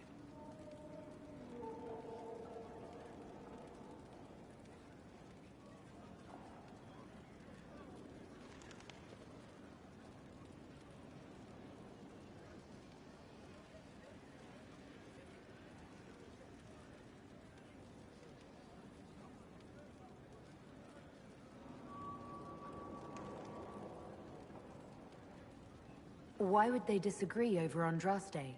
It's not my field of expertise, but the Imperium believes Andraste was a mortal woman, a mage. Down south they say, no, she's the bride of the Maker, ascended to his side, divine provenance, a blah blah blah. We feel better believing Andraste was one of us. Makes executing her less damning, you see. So we elected a man as divine, the South declared war, and we've been feuding cousins ever since.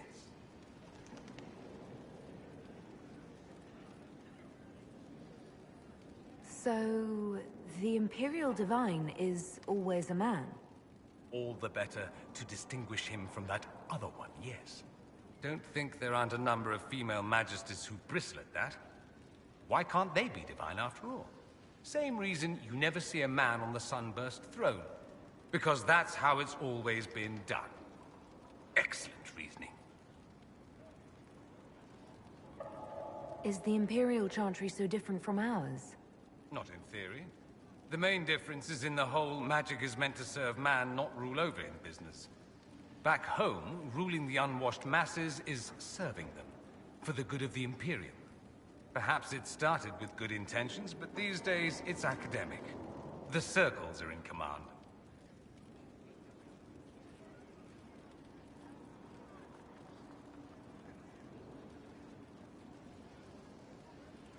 There are circles of magi in the Imperium. We don't have dismal little mage prisons, if that's what you mean. They're academies, prestigious ones. We have Templars as well, but they don't cancel spells or whatever your Templars do. They're soldiers. They watch for abuse of magic, yes, but only those who are weak or who fall out of favor get dealt with. Mostly they enforce their magisterium's edicts. The Chantry smiles and nods from the sidelines.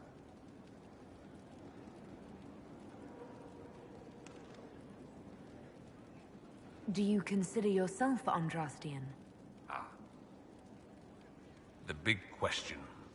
It might surprise you that I do consider myself Andrastian.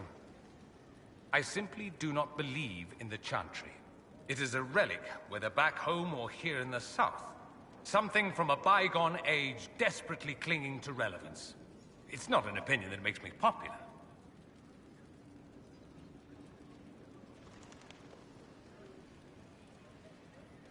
I disagree. I don't think the Chantry's irrelevant. Not to most, no. Perhaps just to me. I'll say this. I may not believe in the Chantry, but I believe in you. In me? That the Maker sent you, whether through Andraste or fate. Cassandra is not wrong. You are what we needed most at the moment we needed it. That's what they will say in ages to come. You don't seem like the religious sort, to be honest. If you define religious as sitting in a chantry and listening to a blithering hen tell you how to live, then no. If you define it as believing in the possibility that something larger than yourself exists, then yes, by all means. The world is bigger than I, even bigger than you. It laughs at all the things we think we know. The Maker doesn't need me to believe, but I do. The thought of no one at all watching out for us is too frightening. Let me ask you something else. So many questions.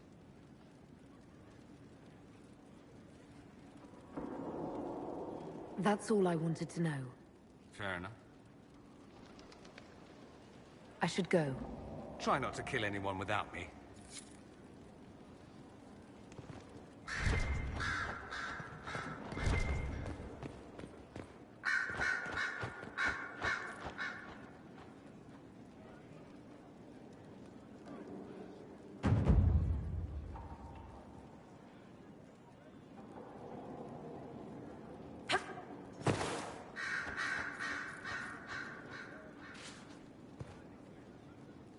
A request has been made of you, Inquisitor. Here it is.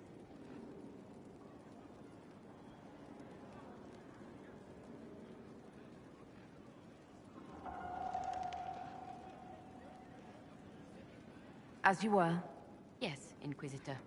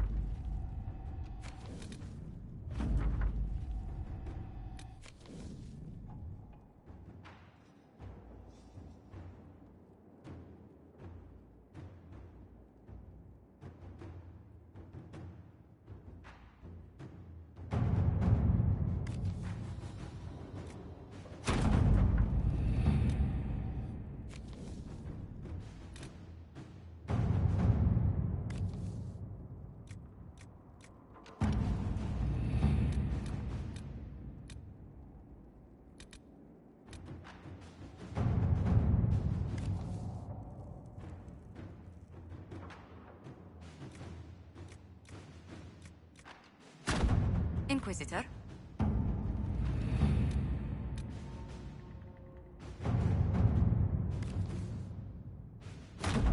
Inquisitor.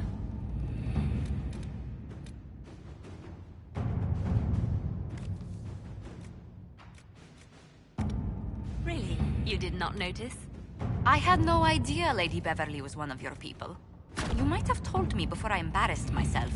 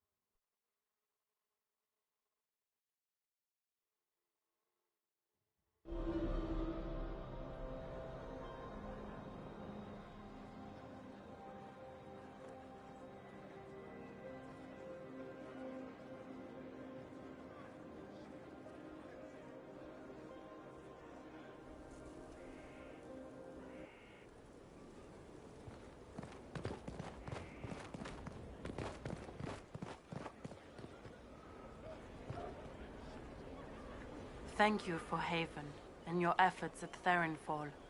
I am committed to serve your worship.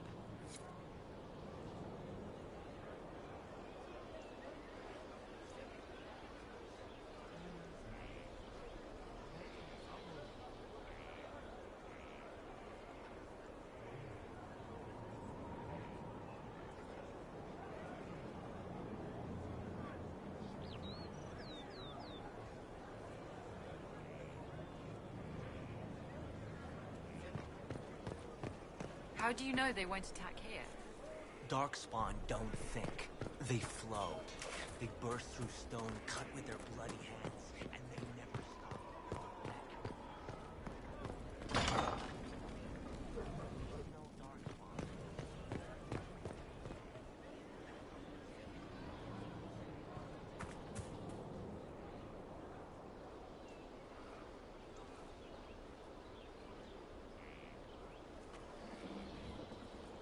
Good book? Ah! I don't know what you're talking about.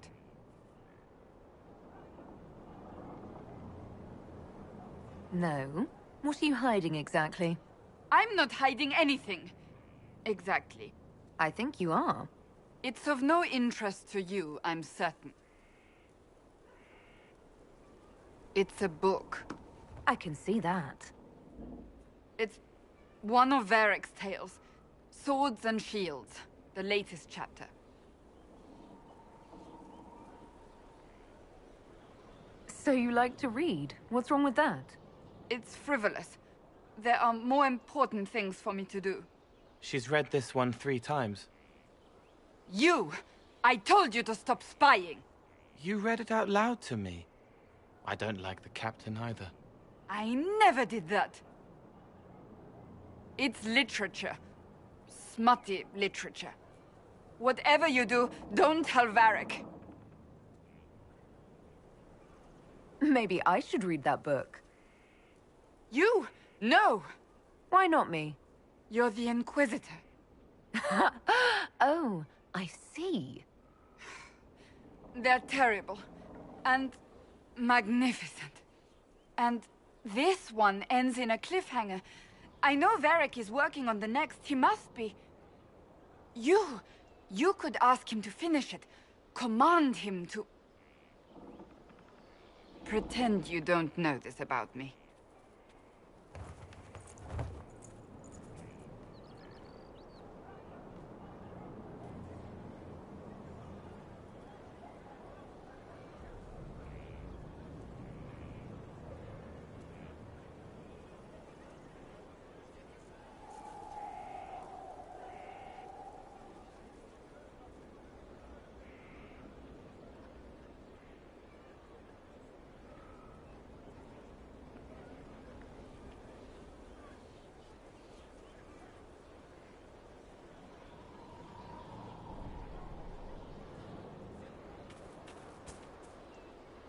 I understand if resources cannot be spared to help search for the missing Seekers, Inquisitor. Still, it could involve a threat we are unaware of. There may be a use in looking.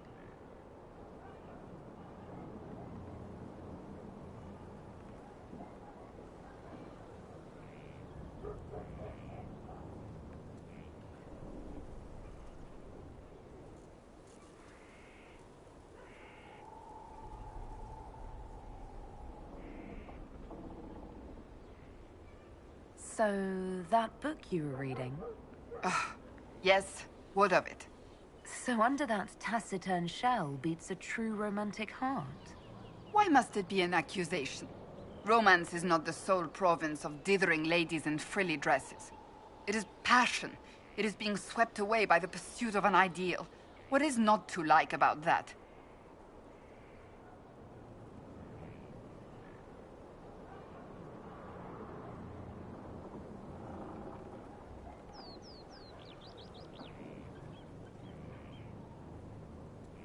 Don't get me wrong. I like this side of you.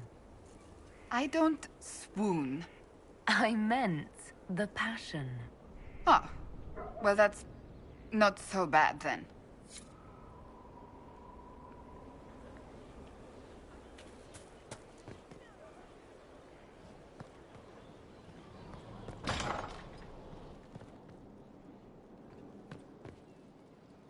Oh, Bells, it's you. Morris. Sir Morris, I suppose. I am serving as quartermaster for Skyhold and its arriving throngs. Stores are growing, and so long as we have fair coin to restock, you and yours will be well served.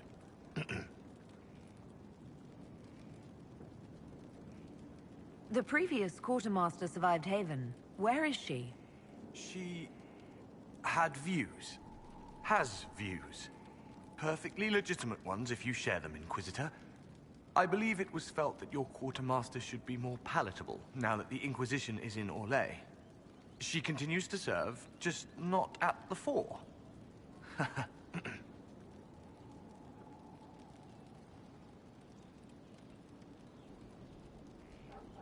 What makes you ideal for this position? It's an important one. My family has ties to several freehold militias, as well as cousins acting as officers in Ferelden and Orlais. And your qualifications? My family holds treaties with 3 new money Tevinter houses, and a rare Orzuma contract with a Paragon namesake. And your qualifications? To be honest, your worship, that was my question. I am the nexus of a dozen threads tied by others, designed to cast the widest and most appealing resource net. But I will rise to the occasion. Skyhold will want for nothing. I swear it.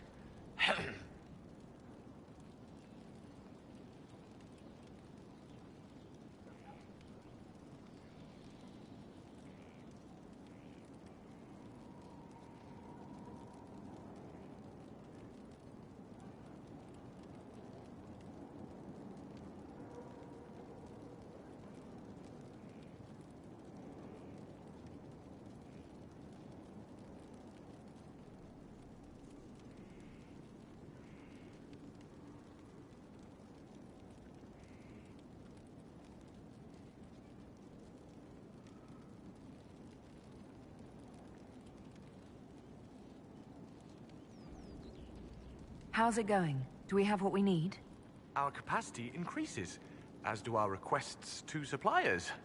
I've had to threaten some contracts. It was exhilarating.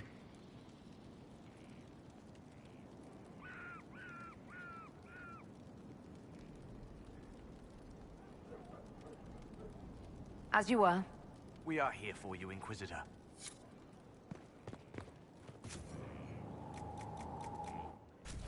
Nothing? Unfortunate.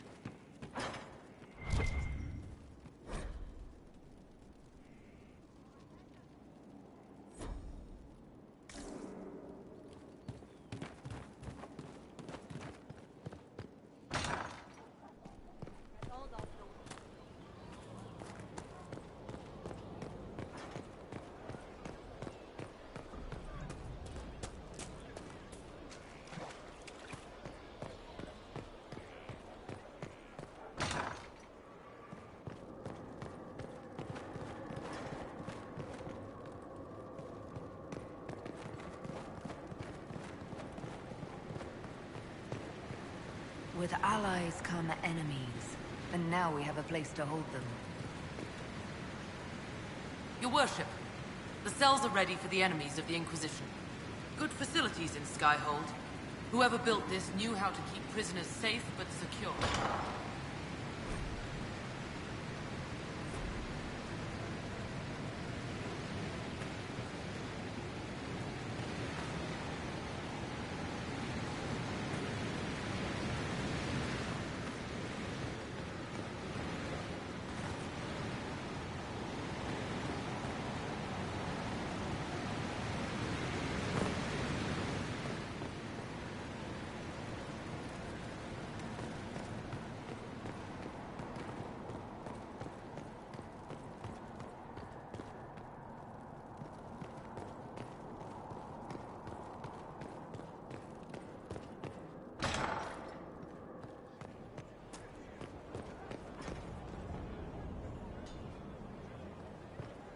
Inquisitor.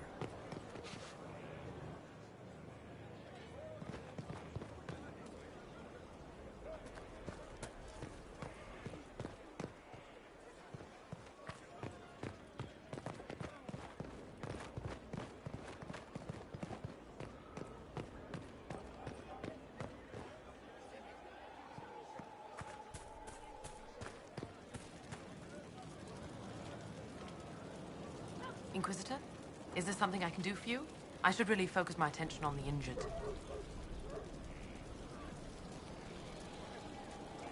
Do we have many injured men? Fewer by the day. The most grievously injured did not survive the journey to Skyhold. As for the rest, they either heal or... I try to make the passing painless.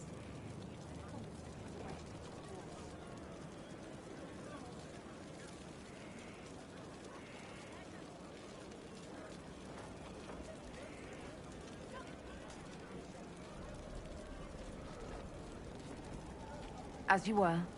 Your worship.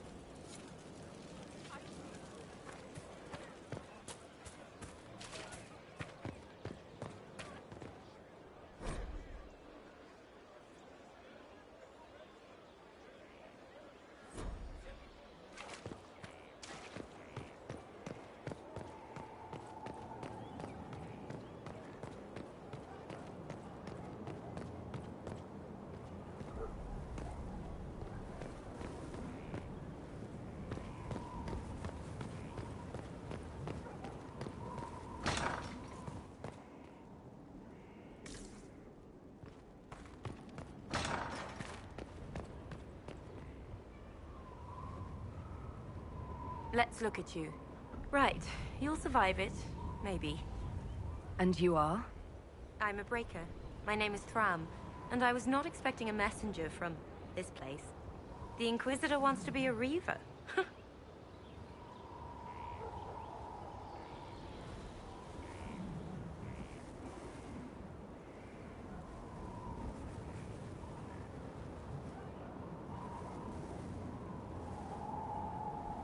Your title is Breaker. What is that? It's a name. It serves. You will become a Reaver, or you will break. This is not a road for those who worry about what others think. You want power? Admit it. You've battles to win. If you give a toss about opinion, you can write your own history after you win. Let's not waste time. You've dragons to conquer, infusions to make, and blood to drink.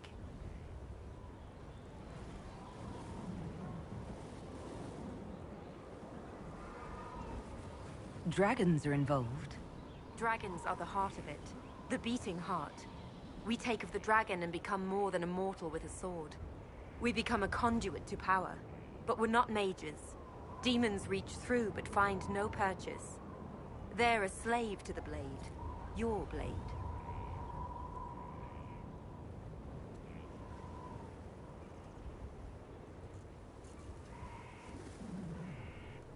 What do you mean by blood? I meant what I said, and it was meant to stop you cold.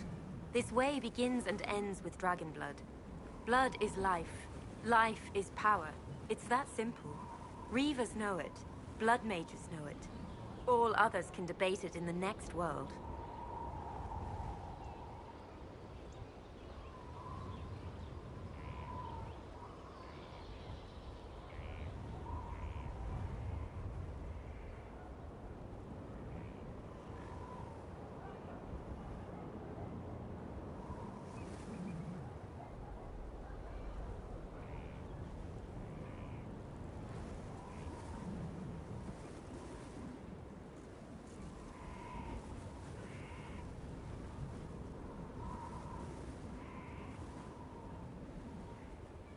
Right.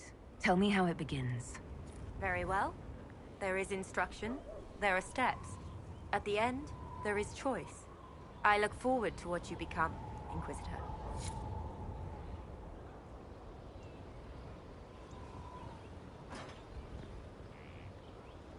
Herald, I hear you wish training so you don't embarrass those sworn to you. I'm summoned to offer instruction in the physical aspect of the Templar. I'm Sir. Sir what? Sir. Our time is brief, Herald. I trust you are serious.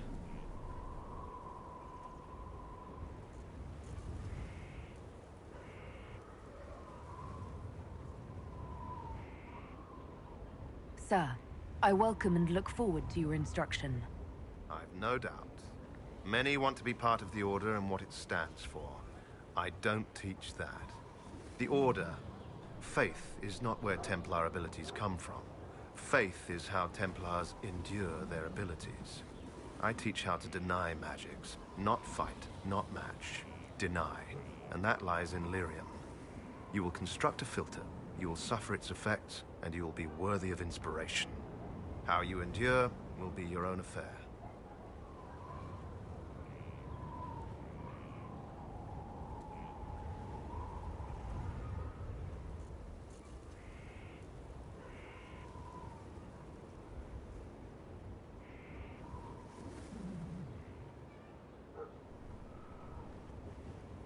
I was meant for this.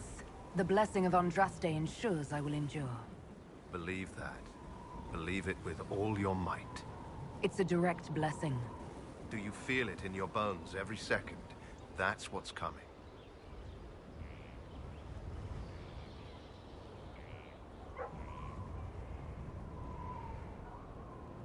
Very well, sir. I am ready to learn. They all say that. Here. Know that this is merely an introduction. The steps are simple. Kill, learn, construct. If you do not pray, Inquisitor, I recommend starting, if only to drown the filter's call.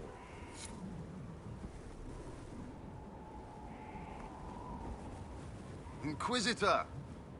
Imagine the frothing of the minstrels dreaming of this meeting. Frantic. I, of course, am Lord Chancellor de Lyon, and I am here to aid your ascension to glory in the hearts of the people. I shall make you a champion. I am excited to learn how to serve in this way. Oh, no. No, no, no, lads. Be eager, yes, but to serve. Only from the front. Champion is about being a leader while also being known, respected. There are formalities, of course. Procedures, pish and tosh. All superseded as you already lead a nation. Once you set and have your standard, you shall command like you were born to it. And of course you were.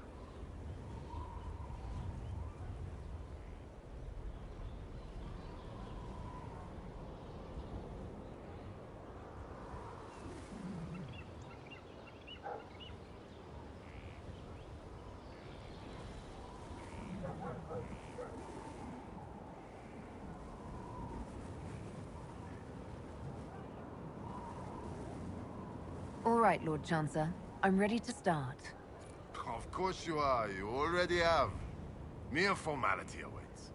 There's a process, a few shows of ability to start them talking. But you'll take to it just fine. Remember, it's good to be champion.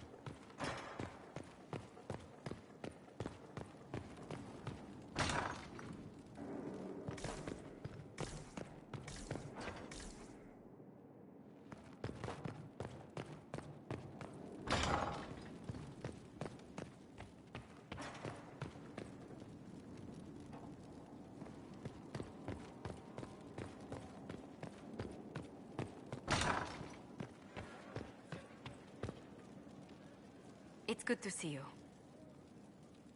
What do the people make of us? We've gathered many favors among the nobility.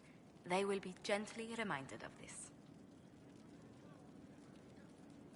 Let's speak later. Goodbye.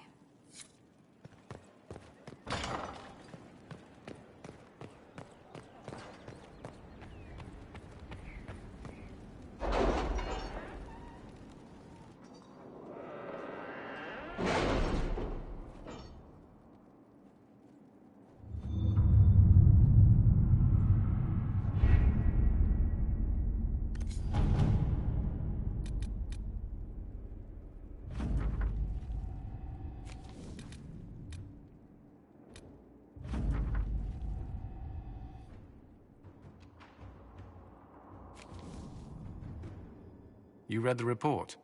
It was unusual. Is he always so blunt? Yes.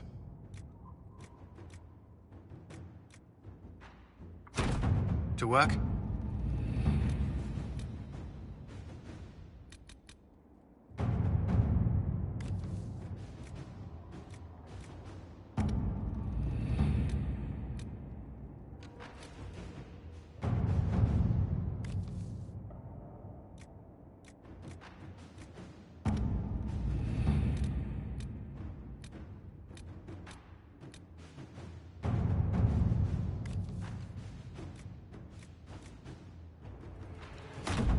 Let us begin.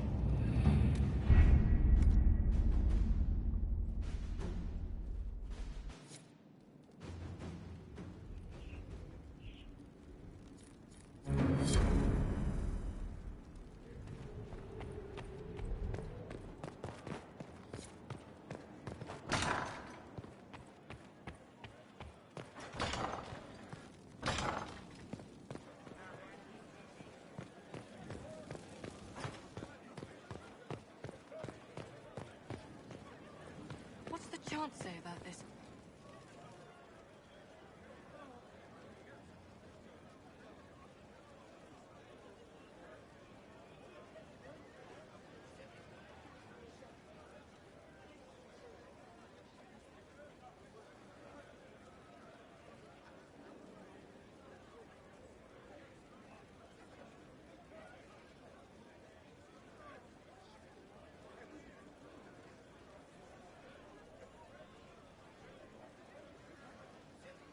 That got a little heated. Are you all right? Well, that depends. How angry is Cassandra? I wasn't trying to keep secrets. I told the Inquisition everything that seemed important at the time.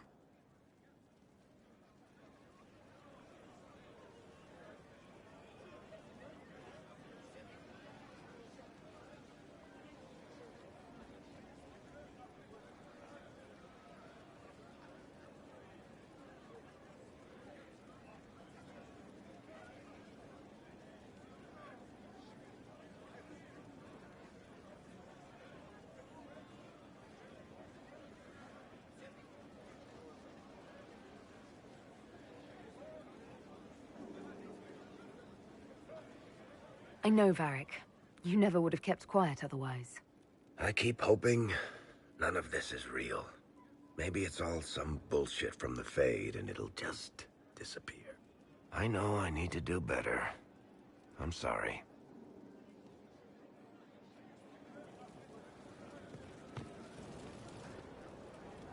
Corypheus is back. Oh, shit. You said he was a Darkspawn, or a Magister. What is he really? I'm not sure. I don't think Corypheus really knows either. He's definitely a Darkspawn, but when we found him, it was pretty obvious he hadn't heard that. He thinks he's a Magister, a priest of Dumat, in fact. He says he broke into the Golden City, like in the Chantry tale.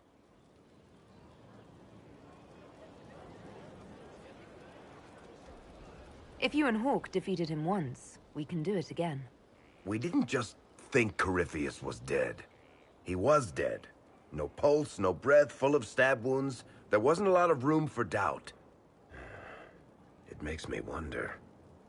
I thought the Wardens imprisoned Corypheus to use him. Maybe they did it because he can't be killed.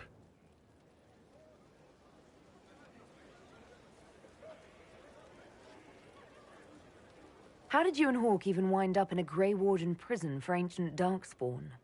Corypheus sent people after Hawke. He actually got control of an entire Carter clan. Made them drink Darkspawn blood. Weird shit. We tracked the Carter to an old dwarven fort or something in the mountains. Of course, it turned out to be a trap. They needed Hawke's blood to open the locks holding Corypheus, and they drew us into the prison to get it.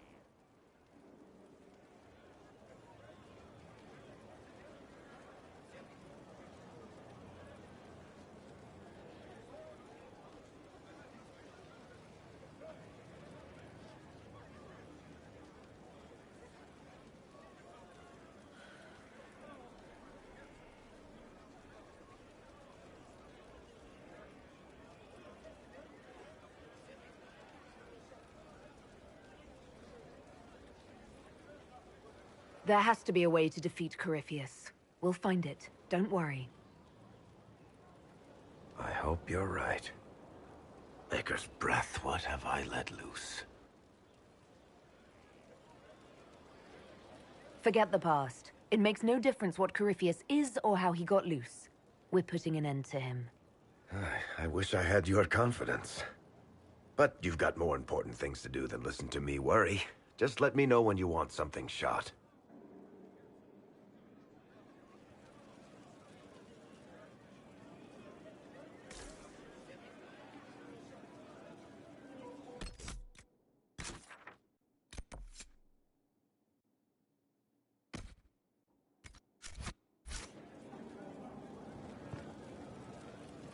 Need something?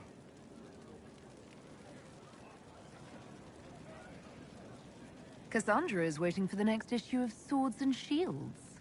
I must have heard that wrong. It sounded like you just said that Cassandra read my books. She's a pretty big fan, in fact. Are we talking about the same Cassandra? Tall, grumpy seeker, like stabbing things? Wait, did you say the romance serial? Huh. She'll be waiting for a while then. I haven't finished it and wasn't planning to. That book is easily the worst I've ever written. The last issue barely sold enough to pay for the ink.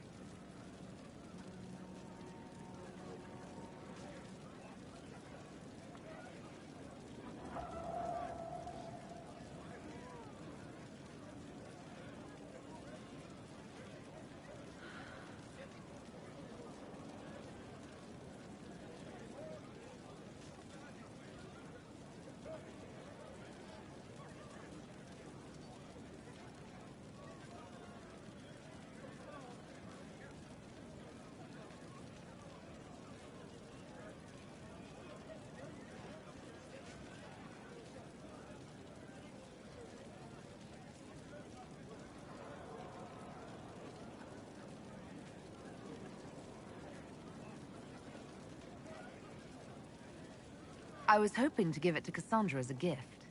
Oh, come on. That's just cruel. Even the Seeker doesn't deserve that. So, you want me to finish writing the latest issue of my worst serial for Cassandra? Oh, that's such a terrible idea. I have to do it. On one condition. I get to be there when you give her the book. You've got a deal. I'll get to work then.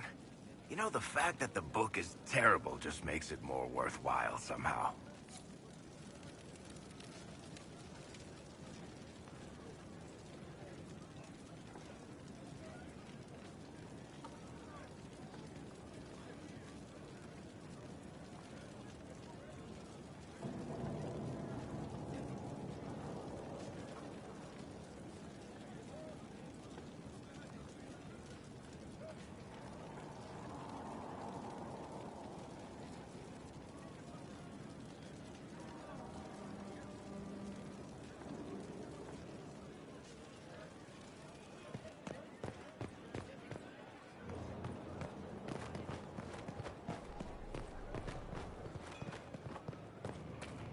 Inquisitor.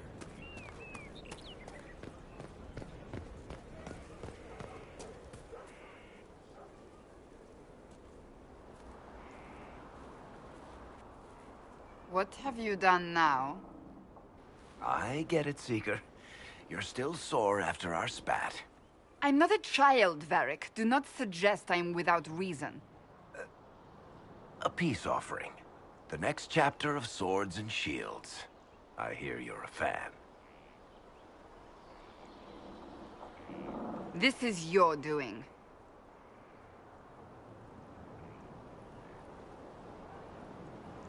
Stop acting like you don't want to read it, Cassandra. Well, if you're not interested, you're not interested. Still needs editing anyhow. Wait! You're probably wondering what happens to the Knight Captain after the last chapter. Nothing should happen to her. She was falsely accused. Well, it turns out the guardsman... Don't tell me! This is the part where you thank the Inquisitor. I don't normally give sneak peeks, after all.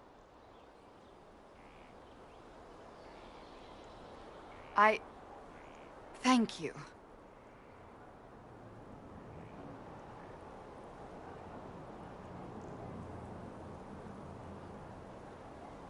Varric's the one you should be thanking.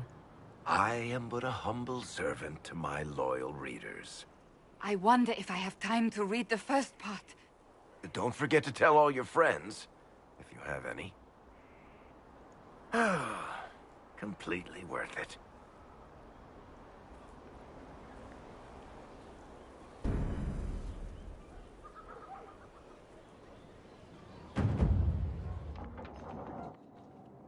Planning troop movements now. I'm trying to imagine what it will look like when we're done. All of this once belonged to the Tevinter Imperium. Andraste changed that, as did the Blights. As for what will come next, I cannot guess the Maker's plan.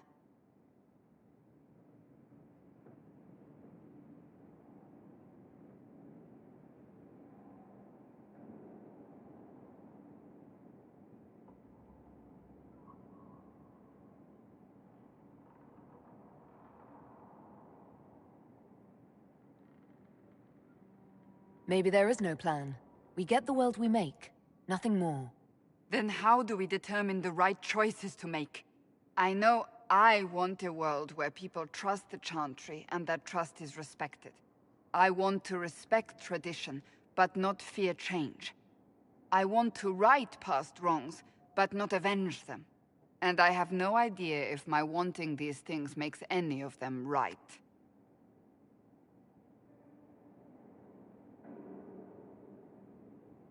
Even if they're not right, they're certainly admirable. Some would disagree. They would call it heresy. That didn't sound like the ravings of a heretic, Cassandra. Perhaps not. But it takes precious little effort to paint even an act of compassion as damaging.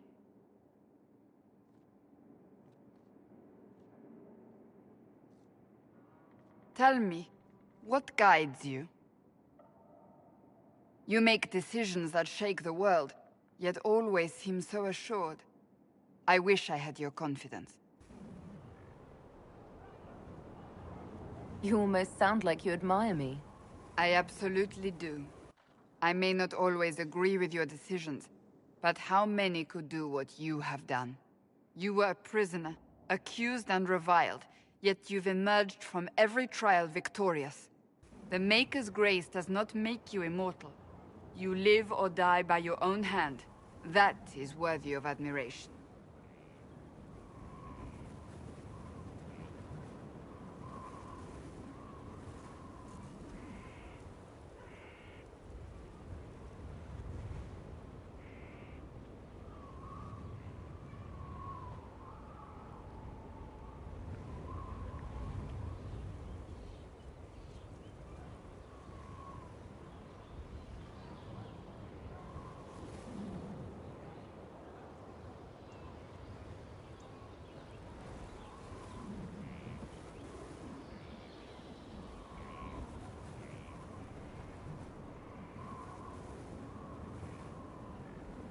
I do what must be done. What other choice is there? The demands of the moment. Exactly. Think of it. Like Andraste long ago, once again the fate of Thedas will be determined by a woman. It makes me proud to know you.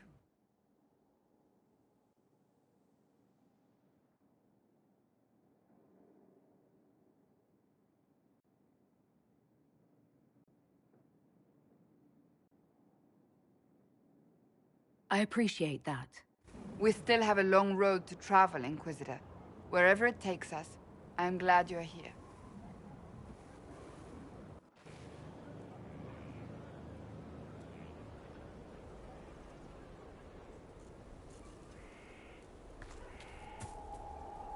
Something is troubling me, Inquisitor. Leliana is receiving reports of mages becoming possessed, Templars going rogue. No one is dealing with these matters. I was hoping we might, before they get worse.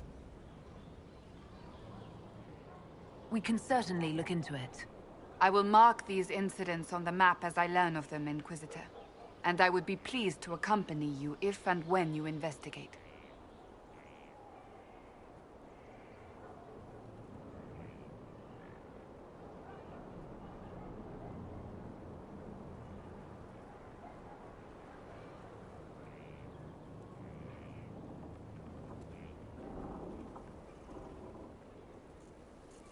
Do you have any advice for me? Tell that demon, what does it call itself? Cole. Tell it to leave. He may not mean harm, but that does not mean he will not harm us. Spirits are not creatures to take at face value. Be cautious with him, Inquisitor. That's enough for now. Another time, then.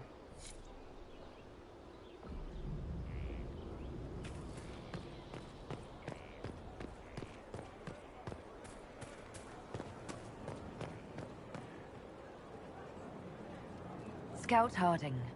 Your worship.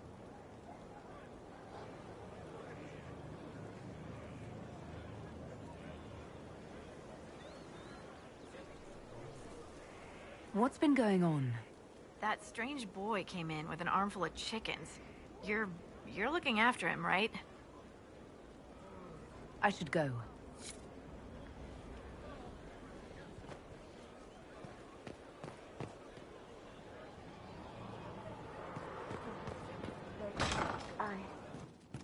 I suppose you're right. Sarah was never an agreeable girl. Her tongue tells tales of rebellion, but she was so fast and quick with her bow. No one quite knew where she came from. Sarah was never quite the quietest girl. Her attacks are loud and they're joyful, but she knew the funniest thing I've seen in years.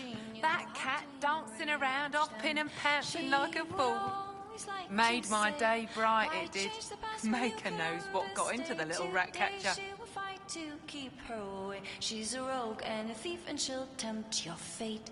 She would always like to say, I'm telling you, I saw of champion.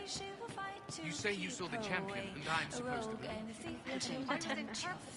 She spins, plucking strings, matching wits and words. An admiral who will never send ships of her own. So, Cole. Sarah was never quite the gentlest girl. Her eyes were sharp like a razor, but she knew the ways of commoner men, and she knew just how to use them. I'll talk to you later. How do you know? Why change the past when you can own this day? Today she will fight to keep her away. A breath-caught smile from the enchanter as the candle lights. The walls are safe. She will never be hungry again.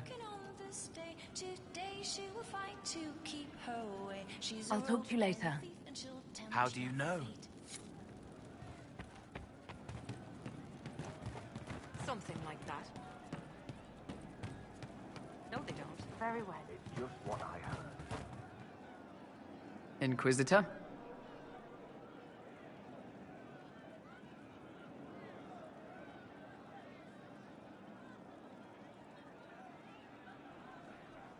Enchanters, the time has come to be alive in the circle of my shy where we will thrive with our brothers.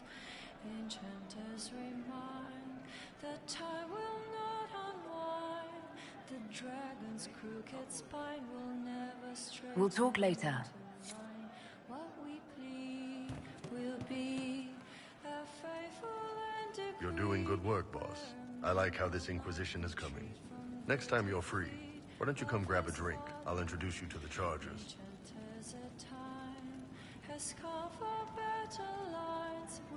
You said we should go get some drinks and meet your company. Yeah, come on. It'll be fun.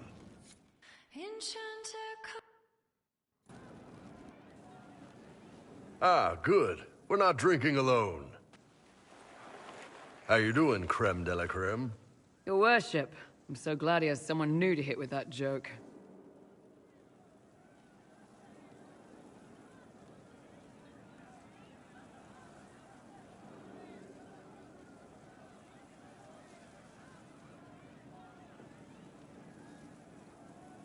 Do you prefer Creme or Cremisius? Creme's faster. The chief's nicknames usually end up sticking. Hey, when I was growing up, my name was just this series of numbers. We all give each other nicknames under the Qun. They ever wear shirts under the Qun, Chief? Or do they just run around binding their breasts like that? It's a harness, Creme. Yes, for your pillowy man bosoms. Let me know if you need help binding. You could really chisel something out of that overstuffed look.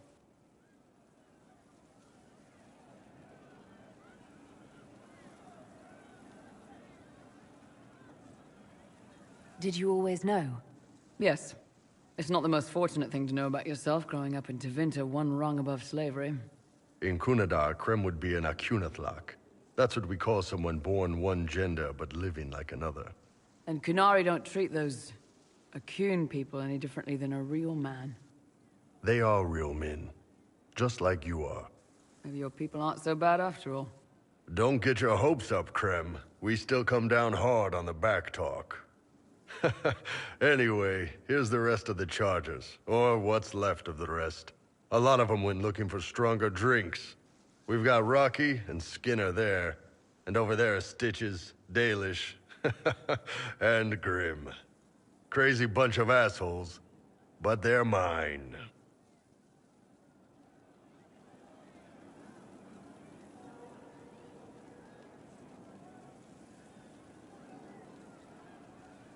Were you born on the surface, or are you from Orzammar?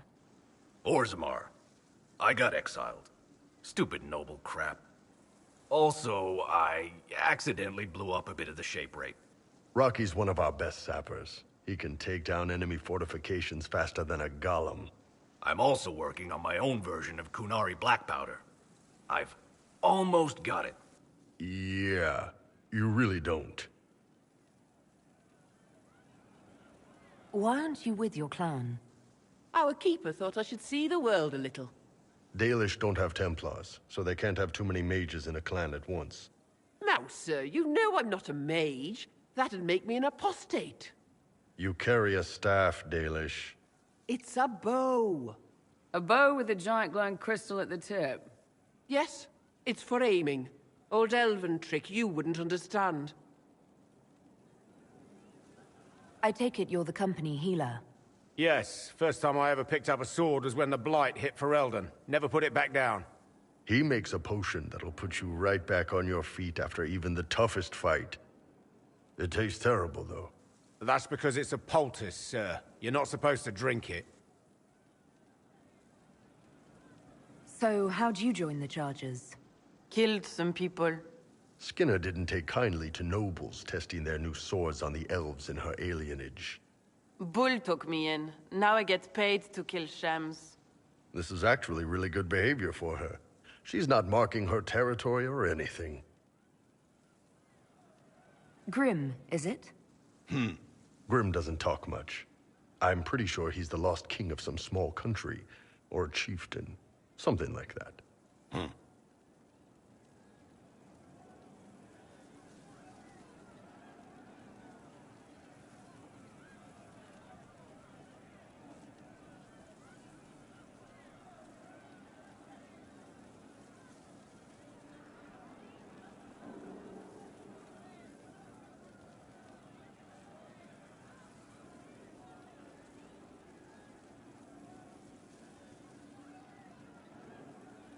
You really take in anyone, don't you?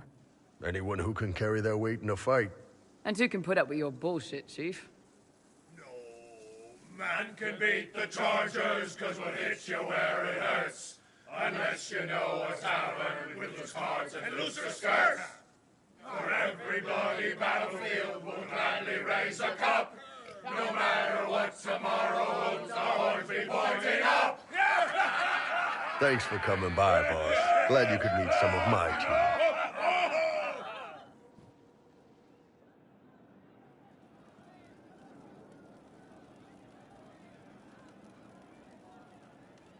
We all did.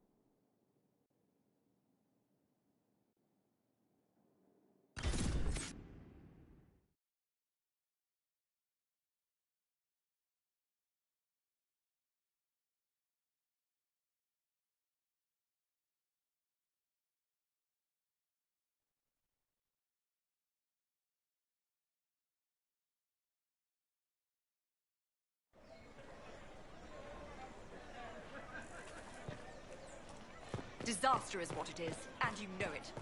Theirs were not the only They'll appoint a new divine soon. One who'll make you stand up for us instead of protecting your own. If you empty out the coffers of the nobility, what do you think will happen when the fighting's done? I'll squat in your fancy sheets as well.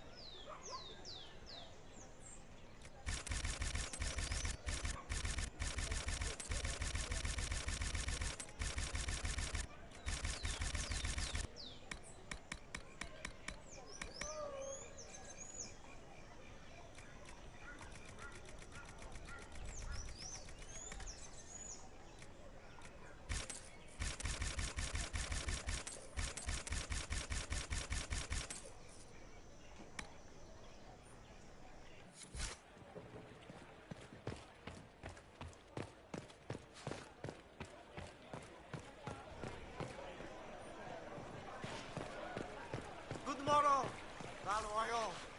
Regard the charlatan. Very happy. And I am the foyer. Salutations. Very serious. We begin. A simple start. His journey, but born of distant war. Not distant. Here. In both the dark and light. Revelations and sudden returns. A blow struck. Once a millennium. The siege is broken. Siege. Thank you.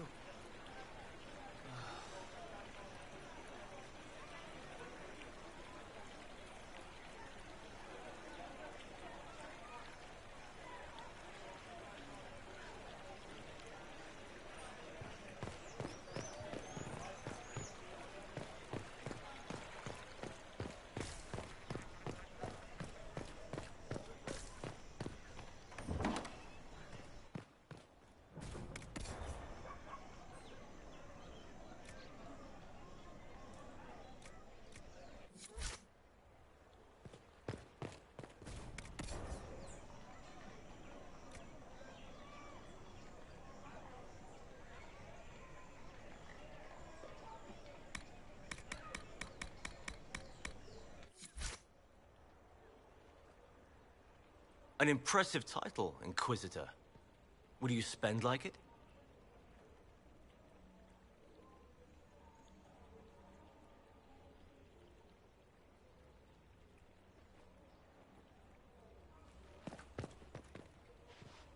Inquisitor, welcome. Thanks to your investment, I have all manner of runners scouring the wake of your adventures. If there's a tome that eludes you, I will endeavor to fill the gaps. I will not deny you a good story nor valuable information.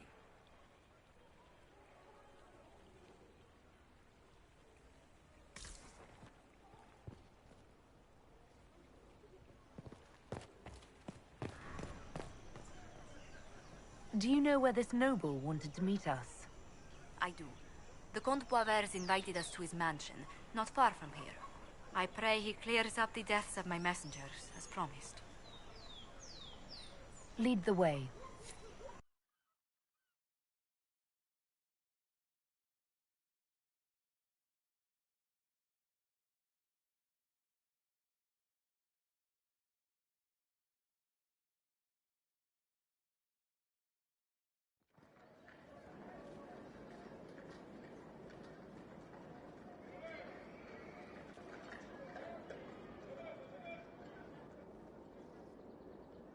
Welcome, my friend. Thank you for seeing us, Comte Boisvert. The honor is mine. Please, sit. It's an honor to assist two such distinguished guests.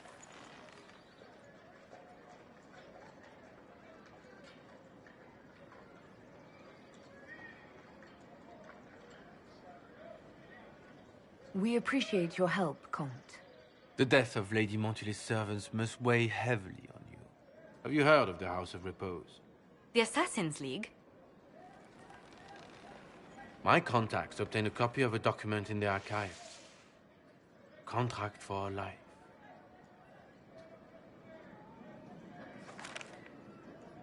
The House of Repose is hereby sworn to eliminate anyone attempting to overturn the Montily's trading exile in Orlais.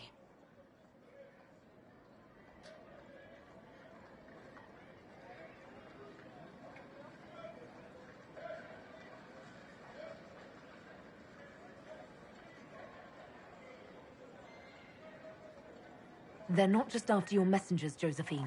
They'll try for you, too. I am afraid so, yes. The contract was signed by a noble family. The Du Paraquets. But the Du Paraquets died out as a noble line over 60 years ago. Indeed. But the contract was signed 109 years ago. How can a family try to kill you after they died out? The Du Paraquets were our rivals. They drove the Montiliers from Val-Royaux. This contract was drawn up over 100 years ago, but it wasn't invoked until I tried to overturn my family's exile. Unpleasant though it may be, the House of Repose is merely fulfilling its contractual duties.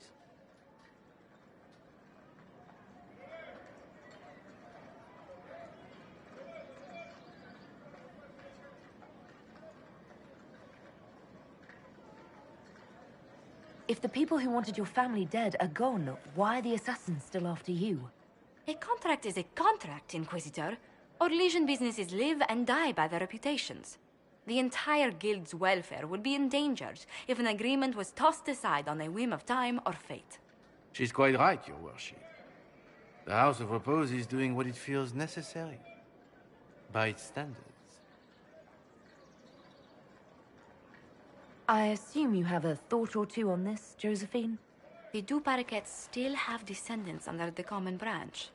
If we elevate them to nobility, a Du Paraquet could annul the contract on my life. That will take time, Lady Montilier. Time during which the House of Repose will be obliged to hunt you. Will they now? You are exceedingly well informed. You're not to have said you'd heard rumors, at best. A bit of subterfuge. This contract on your life is an ugly business. One the House of Repose deeply regrets. But this is Orlais. Even an assassin's word is his bond.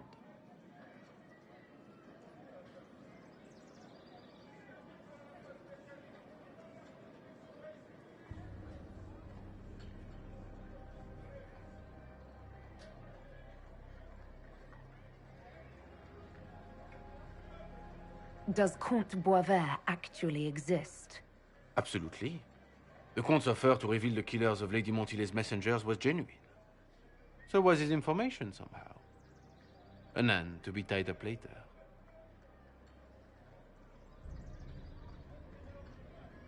The House of Repose has some nerve sending a killer to greet us. Hardly anyone in the League isn't trained for this, Inquisitor. The contract on Lady Montilier's life is so unusual, we felt the courtesy of an explanation was in order. It is appreciated, monsieur. Your idea to seek out the Du Paraquet to revoke our orders is an interesting one.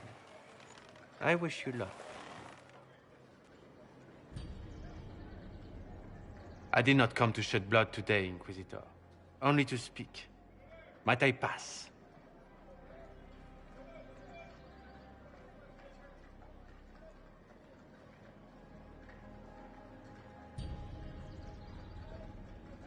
Why warn us about your contract and let us go? In Orlais, it is only decent to inform those involved in a contract when extraordinary circumstances conspire. And the guild's reputation would suffer if you ignored the contract. I quite understand. Thank you, my lady. May we conclude with my departure? Not on your life. As you wish.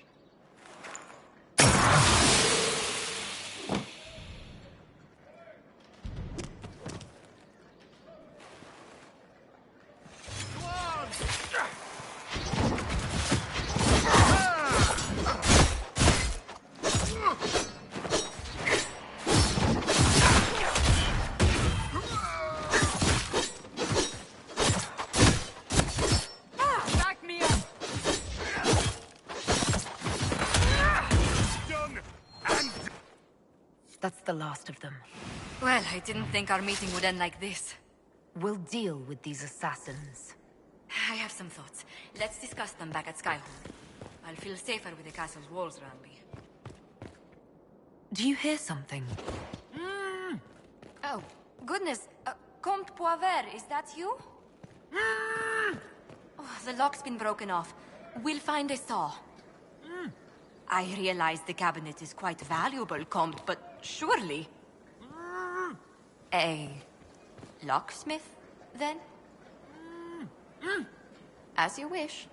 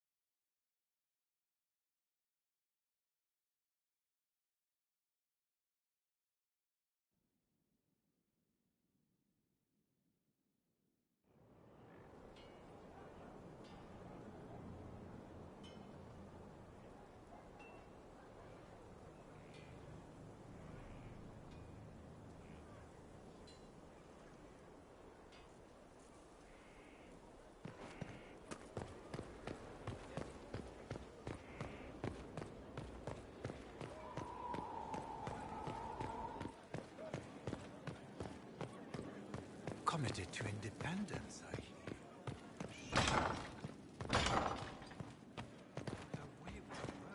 I'm so sorry, Inquisitor. I never thought my family's trading status would trap us in an assassin's plot. You couldn't have known it would lead to this House of Repose coming after you. It still shouldn't have slipped past me. I've tracked down the last Du Paraquets. If they become gentry, they can annul the contract on my life. We'll require a noble from Val Royeaux to sponsor them, a judge to provide documents, a minister to ratify them. It's so like you to take the longest course of action, even when your life is at stake. I assume you already know everything about this mess. There is a faster way, Josephine. The original contract on your life is in the vaults of the House of Repose. If my agents infiltrate it and destroy the original, the assassin will have no obligation to chase you. Leliana, please. I want no more bloodshed over a personal affair. Don't be so stubborn, Josie. How long will it take you to gather these favors in Val Royeaux?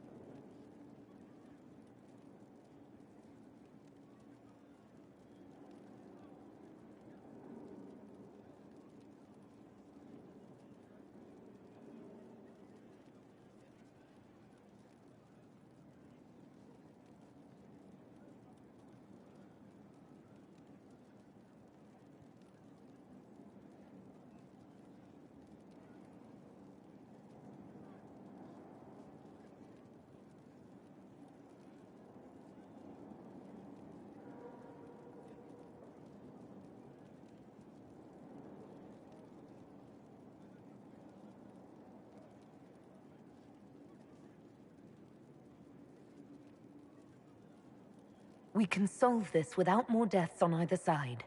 My people are ready, should you change your mind. I'll post a watch on our ambassador in case the House of Repose visits. I appreciate it, but I still believe elevating the Du Paraquets will solve this. First, we need to perform some favors in Val Royeaux. I'd be happy to discuss where we could begin.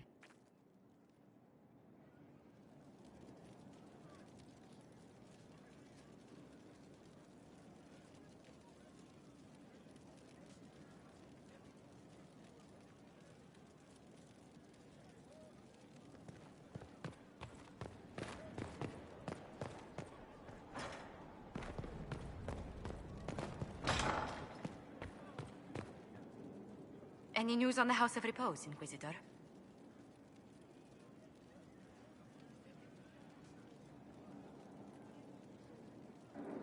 You said I'd have to do some favors in Val Royeaux if we want to make the Du Paraquets lords. The Countess Dion is our first step. Her lover, a mage from the White Spire, is missing. Bring her news of him and she'll be very amenable to sponsoring the Du Paraquets as lords.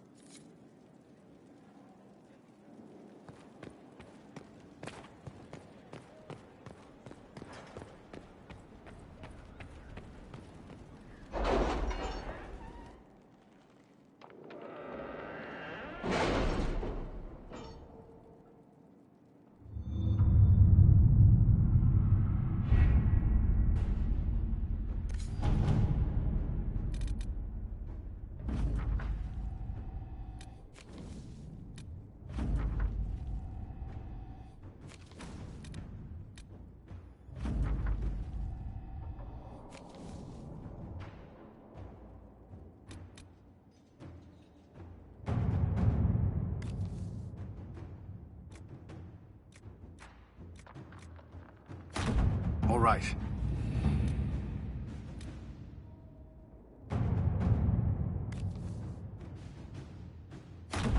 Let's see what we have.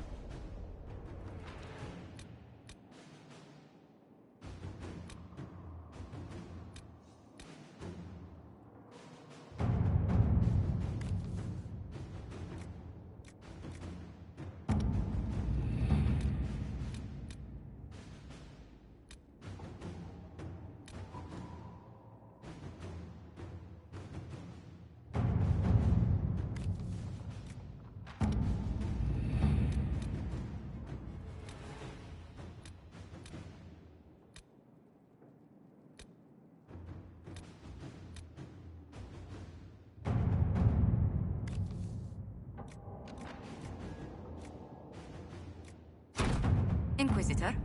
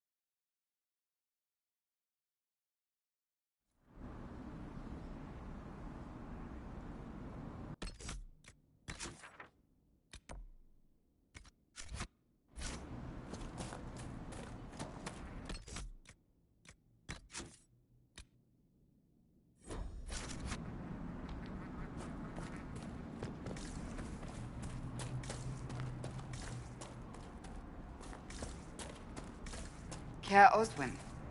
Odd that the trail should lead us here. Ban Loren is a pious, unassuming man. What has he become involved in?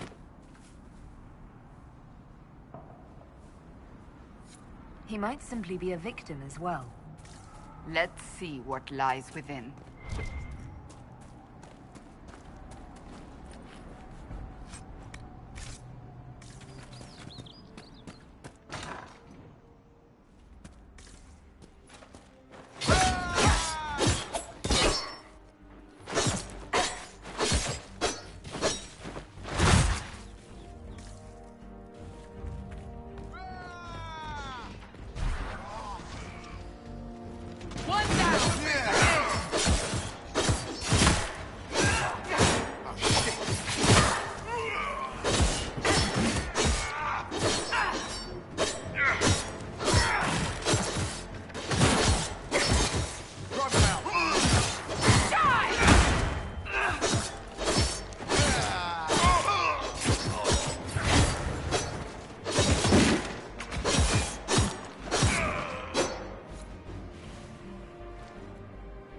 Promises.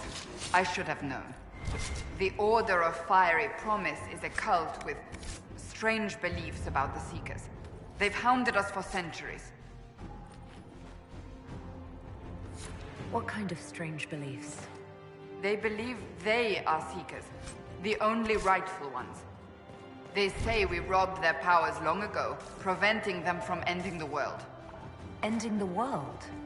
The only way to truly eradicate evil in their eyes, the world will be reborn a paradise. It's all nonsense. Why haven't the Seekers dealt with them? We have, many times. They simply reappear after a time like weeds. Nobody knows how. Is it possible to negotiate with them? They're fanatics, drunk on whatever forbidden magic they can find to make themselves true Seekers. This explains why the Seekers might be here, but not the connection to Corypheus.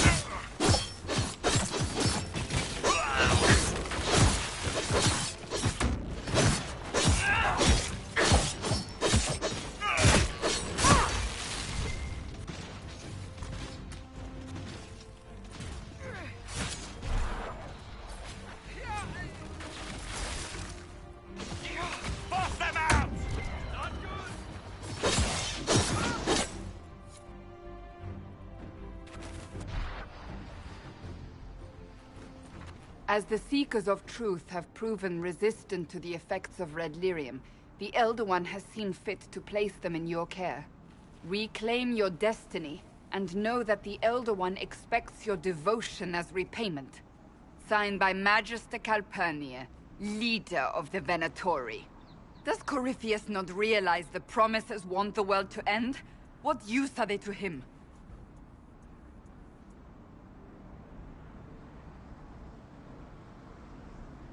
Corypheus will probably betray them before they get their chance. But after he gets what he needs out of them. But this doesn't explain how he captured the Seekers in the first place, or what's been done with them. We must keep looking.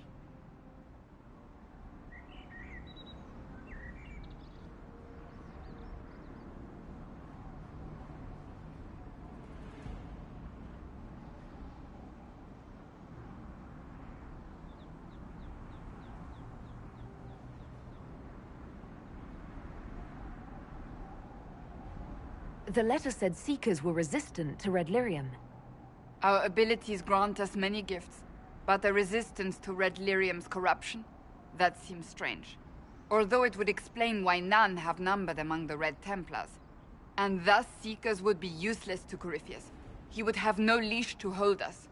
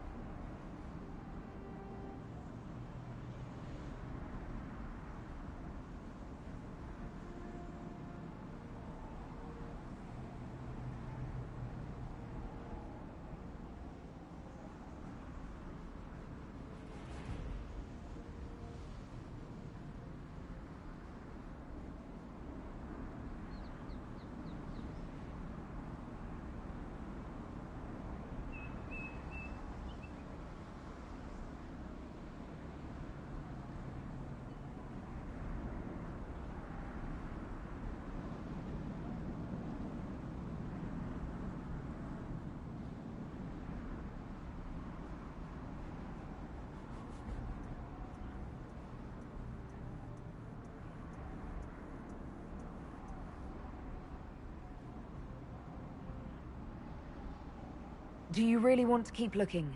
What we find might not be pleasant. I do not shy away from unpleasant things. I must know.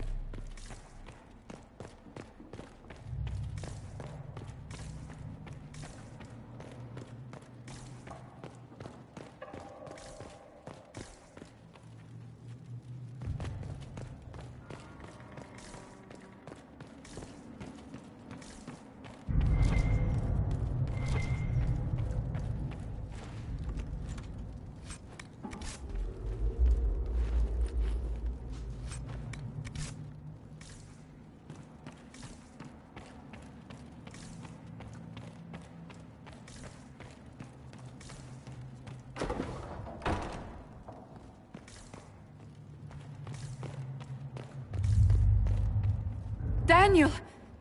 Daniel! Can you hear me? Cassandra.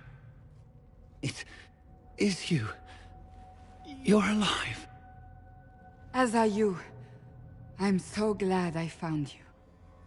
No, they put a demon inside me. It's tearing me up. What? You can't be possessed. That's impossible. I'm not possessed. They fed me things. I can feel it growing.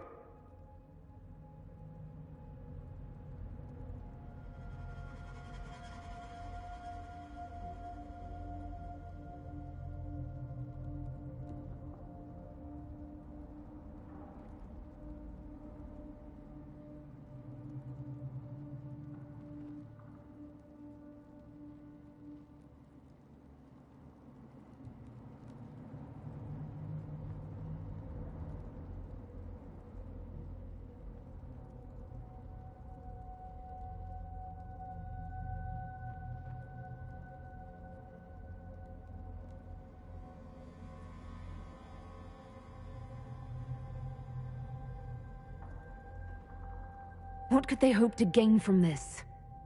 Our powers, revenge, who knows? The Lord Seeker. You have to find him.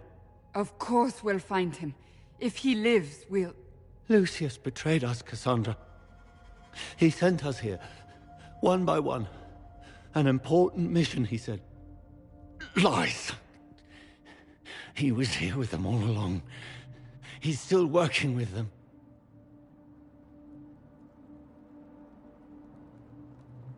Could it have been the demon from Thernfall? No. The demon came later. But a demon couldn't simply take his place without anyone noticing. The Lord Seeker allowed it. He let the demon take command while he... came here.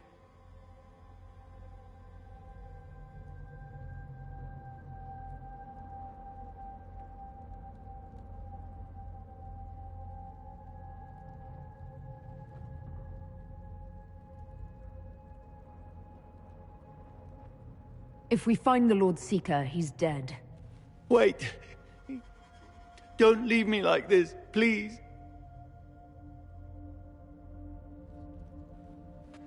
You should have come with me.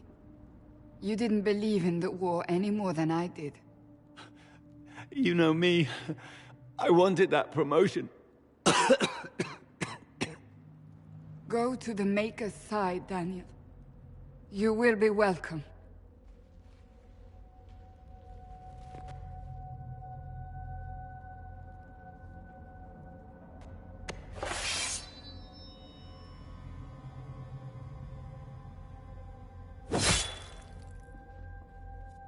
He was my apprentice. I have never known a finer young man.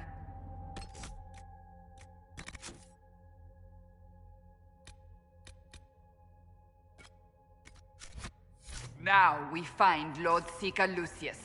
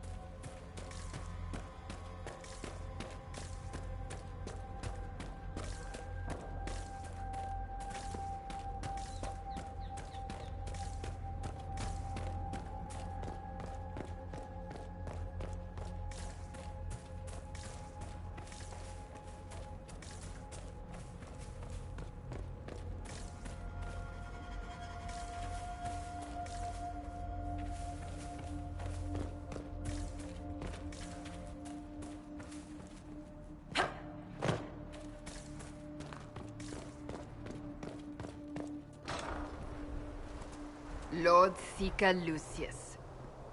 Cassandra, with a woman I can only assume is the new Inquisitor.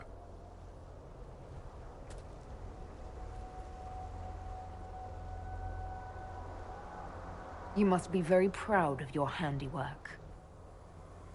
I presume you know we Seekers of Truth were once the original Inquisition. Oh yes. We fought to restore order in a time of madness long ago, as you do now. And we became proud. We sought to remake the world, to make it better. But what did we create? The Chantry, the Circles of Magi. A war that will see no end.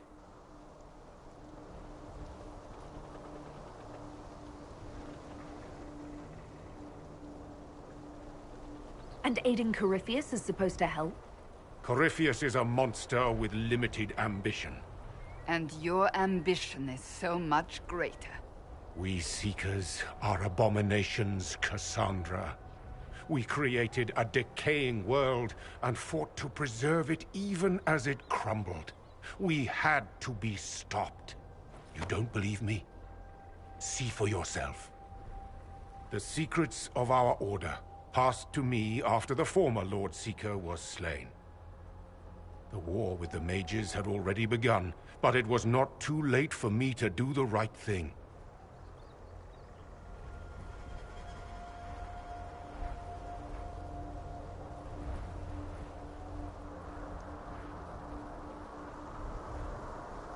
Don't listen, Cassandra. We need to end this. What Corypheus did with the Templars does not matter. I have seen the future. I have created a new order to replace the old. The world will end so we can start anew. A pure beginning. Join us, Cassandra. It is the Maker's will.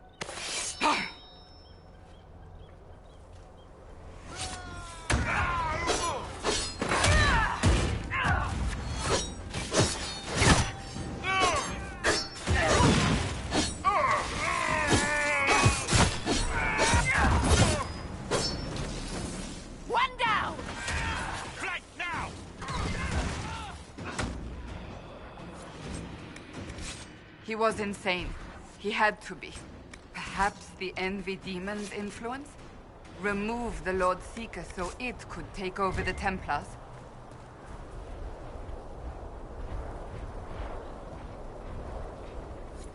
All these wasted lives. He could not have destroyed all of us. I won't accept it. Let us return to Skyhold. I wish to see what's in this Book of Secrets.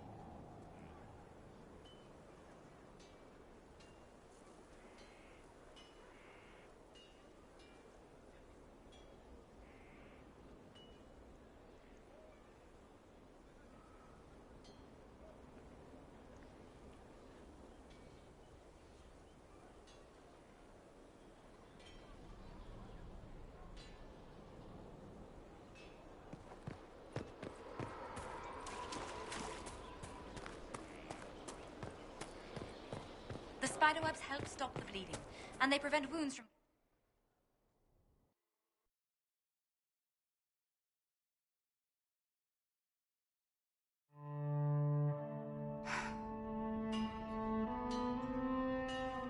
This tome has passed from Lord Seeker to Lord Seeker since the time of the old Inquisition.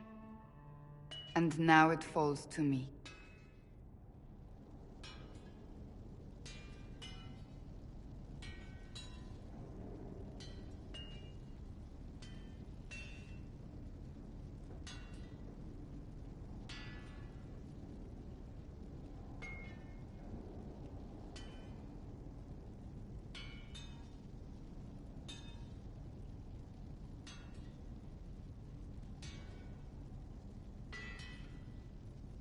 Are you all right?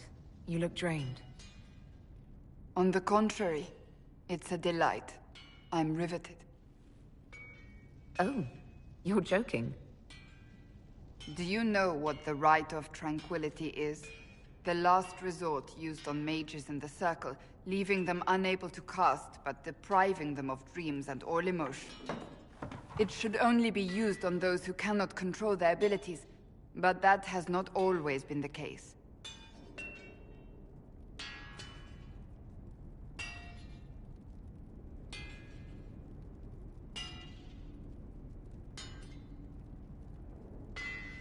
Deprived of all emotion? That sounds... I always thought it a necessary evil. What finally began the Mage Rebellion was the discovery the Rite of Tranquility could be reversed. The Lord Seeker at the time covered it up, harshly. There were deaths.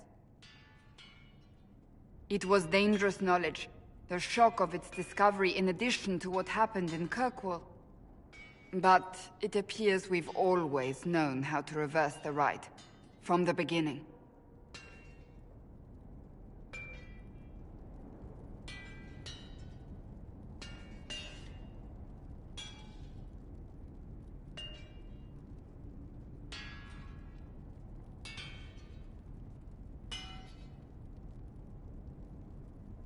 That doesn't surprise me at all.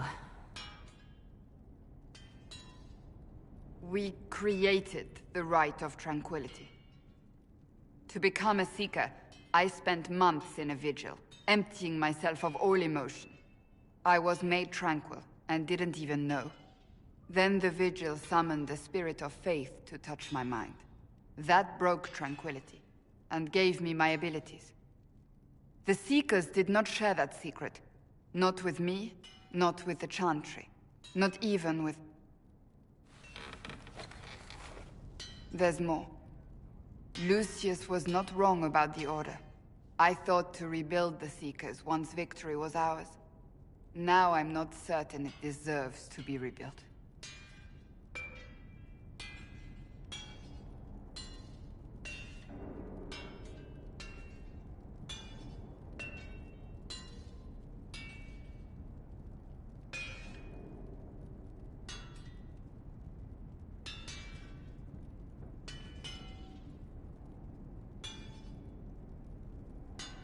Rebuild the Seekers. Make them better than they were.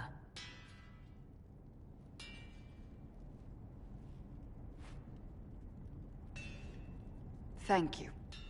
I could not have done this on my own.